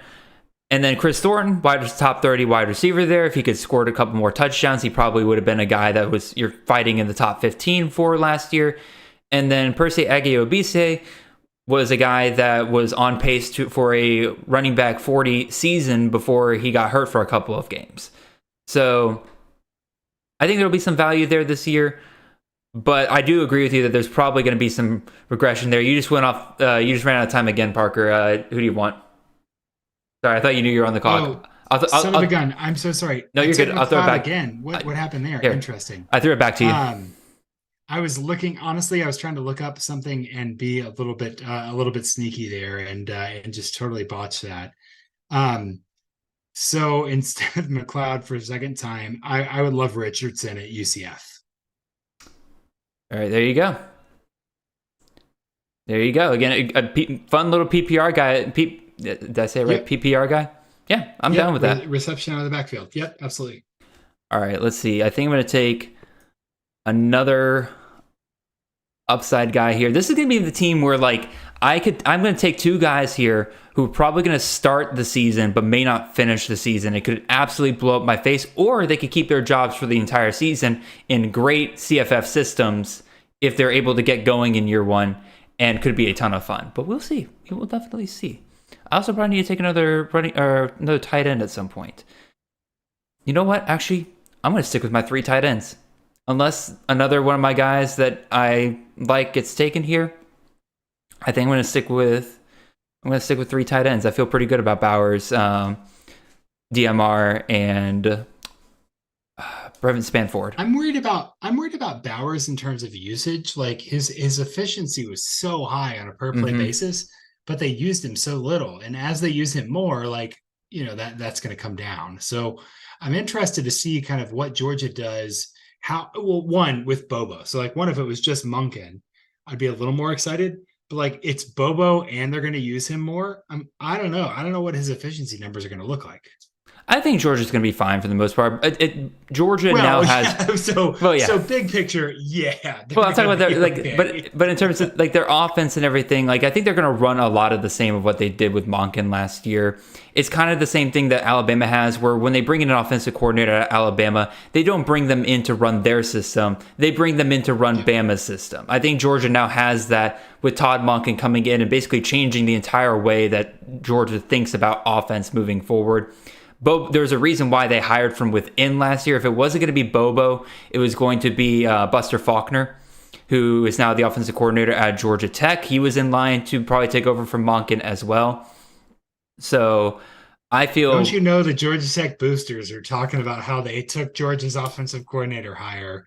They plucked him right away from Kirby. Oh, absolutely. I was sad to see Buster go. Again, I think he's going to be a good coach. I think Georgia Tech's going to be a better offense than I think we're giving him credit for. Because again, Buster's a very, very bright guy. But I think the whole plan was always to just keep running what they were running. Because it was working. Georgia had a top 5 offense last year. So why would you deviate from that? Yep. Hey, I'm looking at this board, and just before you get to your pick, 28-8 is wiped out for me, and Carter Bradley is still on the board. Have you put Carter Bradley back in 28-8? Yes. So go to the top. Go to the 3. Go put the 3 dots in the top right. Go to General. Hit reconnect. It should refresh it, and you'll be good to go. Beautiful. Sorry that I'm such a boomer about all this. Hey, bro, you are totally okay. Fantrax can be like that sometimes. Agvet, love the Kalen. I love the 2 upside picks there in Chucky Hines out of Hawaii, and then Kalen Black out of James Madison. We're just talking about James Madison. I kind of like Kalen Black a lot this year. All right, one more upside wide receiver play here. I mean, Adunze and McMillan go off in like the 2nd round in this draft, but Jaleel Polk, that's a guy that's going to have like 3 or 4 good weeks in that Washington offense. I'll take the big third wide receiver here out of that team right there. He says we did take Georgia's OC pick though. Hey man, that's a free talking point. It is. Honestly, if you tweet that at me, I will retweet it this evening. If you tweet Georgia Tech took Georgia's offensive coordinator pick, I would love to stir that pot. That's great. I think that it's kind of fun. Again, it's not entirely a lie. Again, he was in line to be an offensive coordinator for Georgia if Monken were to go. I think Bobo was still probably the preferred choice out of the 2, but at the same time, like I think that was kind of baked in, thinking that somebody else was going to hire Bobo away, which other schools did. Mississippi State came after Bobo last offseason. That was one of the guys that they were going after. Yeah. Blessings in disguise, right? All right, we'll see. It's your last pick here, Rex, Parker. Where are you going with this? Rex at BYU is a great pick right there. Very high volume red zone target. Muhammad's a good pick there too. I probably need a tight end if I'm looking at my roster. And so I'm going to do some quick just You got scouting. 2 looking tight at ends. this. I only have 2. I'm going to go Stogner. I'm going to go, look, Oklahoma, he's back. He went, he left, he came back. Maybe he fits in again. I think the upside there is just so high that I can take a 30th round YOLO there. I think that's very fun. And again, we're done, at least for your picks and everything. You survived, Parker. I think it did really well. I liked a lot of your picks. The auto draft for what? Those 4 picks. I didn't hate them. I'm not going to murder the auto draft. I think it was okay, even if I disagree with a couple of them. I think I've got some high upside quarterbacks and some good consistent quarterbacks, and then a nice potpourri of skill position players that could roster for me at any point in time. Being this your second full draft that you participated in, Parker, what would you kind of give your grade? Like, what grade would you give yourself? I'm going to give myself a C+ here. And it's only because Harsh. I realized that I was kind of exposed after round like 16. Okay. Just from the standpoint of like, I knew players' names, but I think I went like Power 5 and storyline a lot harder Okay. Fair. later on than I did like pure objective numbers. So like maybe it's the John Paul Richardson pick. So I took JPR in 17. Mm-hmm. And I auto drafted a couple rounds before that, but still, those are all fine defensible picks. After 17, it was like, oh, shoot, I've got to think about like the vibes. Mm-hmm. And so I made some good picks, right? Like Wiley and Mitchell, I think were great picks. Schlee and Alar, if I did it again, I'd be like, I don't know if like where the quarterbacks went. Like maybe I'd rather have Clay Millen in round 28 than Colin Schlee at round 23. Probably. I definitely would. So I think there's some mistakes there that I made just in terms of kind of not having a full grasp of the board and the narratives versus the numbers. But on the whole, look, what do they call a doctor who graduates with a C+? A doctor. Doctor, right? Yeah, I still fair. feel like I drafted okay. But yeah, there's definitely some things I would optimize going forward and kind of thinking about it. I do love my Texas stack. I feel like that's kind of nice there. I definitely agree. Again, I love your draft pretty much all the way up until round 21. That's where I started to kind of disagree with some of the takes, but also that's part of what makes college fantasy fun. As much as I have spent time this offseason like trying to dive into every team, understand every depth chart and who's going to be where, who's going to produce at what, I'm still going to be wrong on half of these guys. Because that's just how college football is. What's fun about best ball is like you can nail your draft from 1 to 21 and then draft losers and still win, right? Exactly. As long as and I think you nailed those first 21 rounds pretty darn well. Like I love a lot of the picks that you made in that range. Again, obviously we disagree on Steele versus Harden, but again, the fun part about it is we're going to find out who's right in just a month, which is so crazy. I love the fact we're that close to the season. So one last thing we like to do, Parker, before we end these. Again, the draft is over. We just talked about your team. You felt like you did pretty well. I'm looking at my team. It's not my favorite team that I've done, but I think I got a nice balance between safe and floor guys. If I had to guess, I'm probably not going to win this league. Again, I got sniped on a couple of guys that I wanted to make it back to me in some of the early rounds, but I feel like I'm going to do okay. I'll give myself a B-.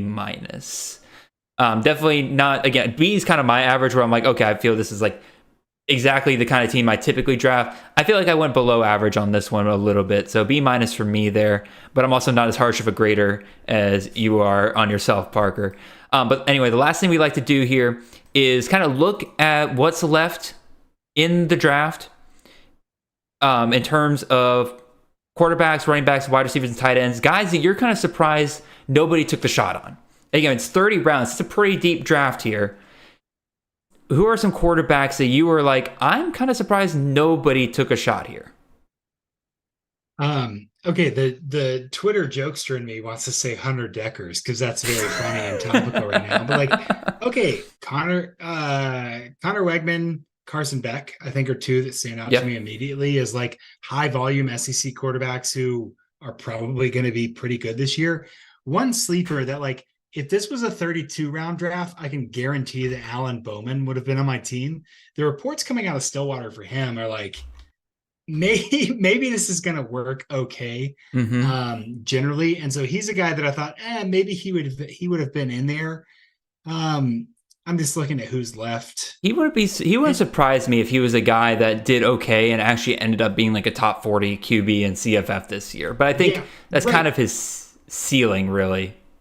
Yeah, well, and like, again, I don't like to insinuate that people are like injury prone, because I don't know if we can empirically prove that, but like, he's had a lot of injuries, and that's kind of rough to put all your eggs in that basket. Makes you feel better. I don't like to do that either.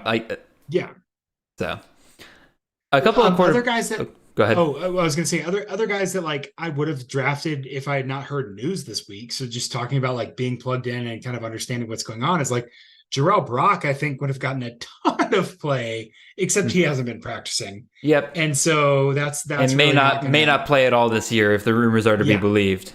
Yep. And so you're like, oh, okay, there's a guy that before the season I had pegged as somebody who I thought would get a ton of play. The other one that was kind of my deep sleeper here was like Luke Grimm at Kansas.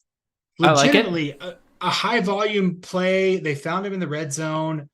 Again, you're betting on Kansas being in a negative game state because their defense is really bad, and them consistently finding him, and defense is not adjusting. Again, I don't know if that's like a 15th round pick, but in the 30th round, I was like, maybe I should have taken Luke Grimm there. Yeah, I mean, going with Jarrell Brock and everything is part of the reason why I love this pick by George here with Cartavius Norton. If Brock's not playing, Norton going into his second year as probably the clear guy, because it turns out apparently he played with like some kind of injury last year. I can't remember what it was off the top of my head, but it's like one of those things where like, why did we not know about this a year ago while he was playing? It would have explained so much in terms of what he was doing on the ground. If he's healthy and he's the lead back, I love Norton this year for Iowa State, because they're going to have to rely on somebody. It'll be interesting because, like, what if they might play Rocco Becht, and I don't know, but they might play Cole. They might play the big kid, and he's going to run a ton because he's a big old dude. And what, like, Iowa State's offense is just fascinating because, like, Jalen Noel last year got a ton of volume and, like, maybe shouldn't have. He got asked to do a lot of things that were kind of outside of his wheelhouse, and so that's what's fun about this exercise of like drafting. Like, I'm not doing college fantasy projections and as in depth as you guys, but kind of think about like, let's put pen to paper. Where do I think these guys are going to land? You look at a guy like Jalen Noel and think, interesting. How is his usage going to change given all the circumstances around him? That helps you understand football better. That's really fun. No, I agree. It is part of the reason why I love college fantasy is that. And also, it forces me to learn about so many systems that I never, ever would have given the time of day to. Like, I would never be so focused on Colorado State and how they're going to bounce back this year to get back to what Jay Norvell was able to do at Nevada. Because that was a squad that scored less than 20 points last year in every single game. If I was a casual football fan, I would be like, man, I don't want to watch a team that's probably not going to score 20 points again this year. But now I'm like, I know they have potential because I play college fantasy. I know that system can be great. I'll throw a couple guys out here that I was surprised nobody took the shot on. Neither one of the Ole Miss QBs. Again, I'm pretty sold that Dart's going to be the starting quarterback for Ole Miss. Makes me wonder why Spencer Sanders doesn't transfer to Iowa State. But Dart ran for 600 yards last year. I have a couple thoughts about why Spencer Sanders didn't transfer to Iowa State. That's a fair point. Very, very, very fair point. But Jackson Dart ran for almost 600 yards last year. The big problem was that he only got one rushing touchdown. I think that changes a little bit this year. Again, some positive regression there will help him out. Interesting. And again, we should talk about this in DMs, and I'm not trying to derail the podcast, but like, how many of those were designed runs versus scrambles? That's true. And I think that tells you a lot about like, what do they want to do versus what do they have to do? I think it's a fair point. That distinction, and it's hard because like presumably you're working off public college football data, and so like I have a deal with Sports Info Solutions, and I've got like the some of those breakouts that give you like, hey, scrambles versus designed runs. But yeah, it's hard to know, and I think that's something that like if you're watching football every Saturday while you're doing fantasy football, you want to know like, hey, those were not designed runs. That was him running for his life. That's kind of informative for the rest of the season, right? Yeah, absolutely. A couple of running backs here. Actually, no, not a couple of running backs. I'm not going to lie. Y'all did a really good job drafting running backs for the most part. Because, like, again, I'm looking at this list of guys, like maybe Cameron Scatabo at Arizona State. That's the guy that a lot of people have been drafting in drafts. But the word out of Arizona State is that Tevin White was getting the first team running back reps, so I can understand why people caught onto that. They're not drafting him anymore. But like some of the other guys, like my queue for running back was pretty much taken out here. None of the guys that are left up surprise me. Wide receiver, a couple guys I like here. Javon Baker out of UCF. I think we saw Kobe Hudson come off the board at some point. I'm kind of surprised that somebody would take Hudson over Baker. Tyrese Chambers out of Maryland. There's been some pretty good buzz about him over there. Obviously, Jashaun Jones and Caden Prather are in the mix over there as well. But, you know, taking some shots on a team that's shown they can produce fantasy wide receivers in the past. I'm kind of surprised he wasn't taken. And then a guy I talked about how I think Georgia Tech's offense is going to be underrated this year. Malik Rutherford over there at Georgia Tech. Very strong finish to the year. Had a really, really good spring camp. I love Dominic Blaylock, but I think Malik Rutherford would probably be their best wide receiver on the outside. Obviously, he's the best wide receiver on the outside because Blaylock plays in the slot. Regardless, I think Rutherford will lead them in receiving this year on a team that should pass the ball quite a bit. So, and then tight ends, I think nobody really surprised me. Gavin Bartholomew out of Pitt, Harold Fannin out of Bowling Green, Wyoming's Trayton Welsh, and then Dominic Mazzotti. All guys that don't surprise me that they're still here, but, you know, give them some extra love next time you're in a draft. You got any thoughts on any of those guys, Parker? Or are you tired and ready to go to bed? I can very confidently say that like that we're in the absolute weeds of like guys who could pop off, but in terms of like my metrics are not on my radar at all. No, absolutely fair. Well, guys, it was an awesome stream tonight. I had a ton of views. Parker, I'm not kidding. I think this might be the highest view count we've had this entire off season, and we had a very lively. Great. That check, you can make that out to Parker Fleming with 1M. So whenever you send it out, yeah, absolutely, I'll get that to you as soon as possible. Again, lively chat tonight. You guys were absolutely awesome. I said this while Parker was away. The fact that I couldn't keep up with the chat tonight was a very good problem to have. I want to be able to have that in the future because it means you guys are lively, you guys are talking to each other. That's part of what we want to do here. Again, I'm here to answer questions, bring on awesome guests like Parker to bring fresh perspectives on college fantasy you've never heard before. But at the same time, it's a community there in the chat. You guys are answering each other's questions. Appreciate like Mitch and other guys who are in the chat who, if I didn't get to a question, they were there to kind of pick up the slack and be like, hey, here's some info I found on this. It's a ton of fun. Absolutely loved the vibe for you guys tonight. Parker, I'm really glad we could have you on here tonight, man. I'm looking forward to the future DMs that you and I are going to have about all the different conversations we brought up tonight. I think it's going to be the beginning of a beautiful, beautiful partnership here. This is going to be a ton of fun, dude. Awesome. No, I appreciate you having me on. And obviously, yeah, we'll talk about some of those things. And anyone who's in the chat who asked a question, I know is in and out for a little bit with some non-negotiable constraints this evening. You got a question, on Twitter at StatsAwar, I can try to get some of that stuff. So enjoy this. This is a fun exercise. Thanks for having me. Absolutely. And real quick before you go, Parker, what are you planning on doing during the season? I know you said that like you don't like really have a set schedule typically, but do you have anything fun planned that you're going to try to do throughout the season?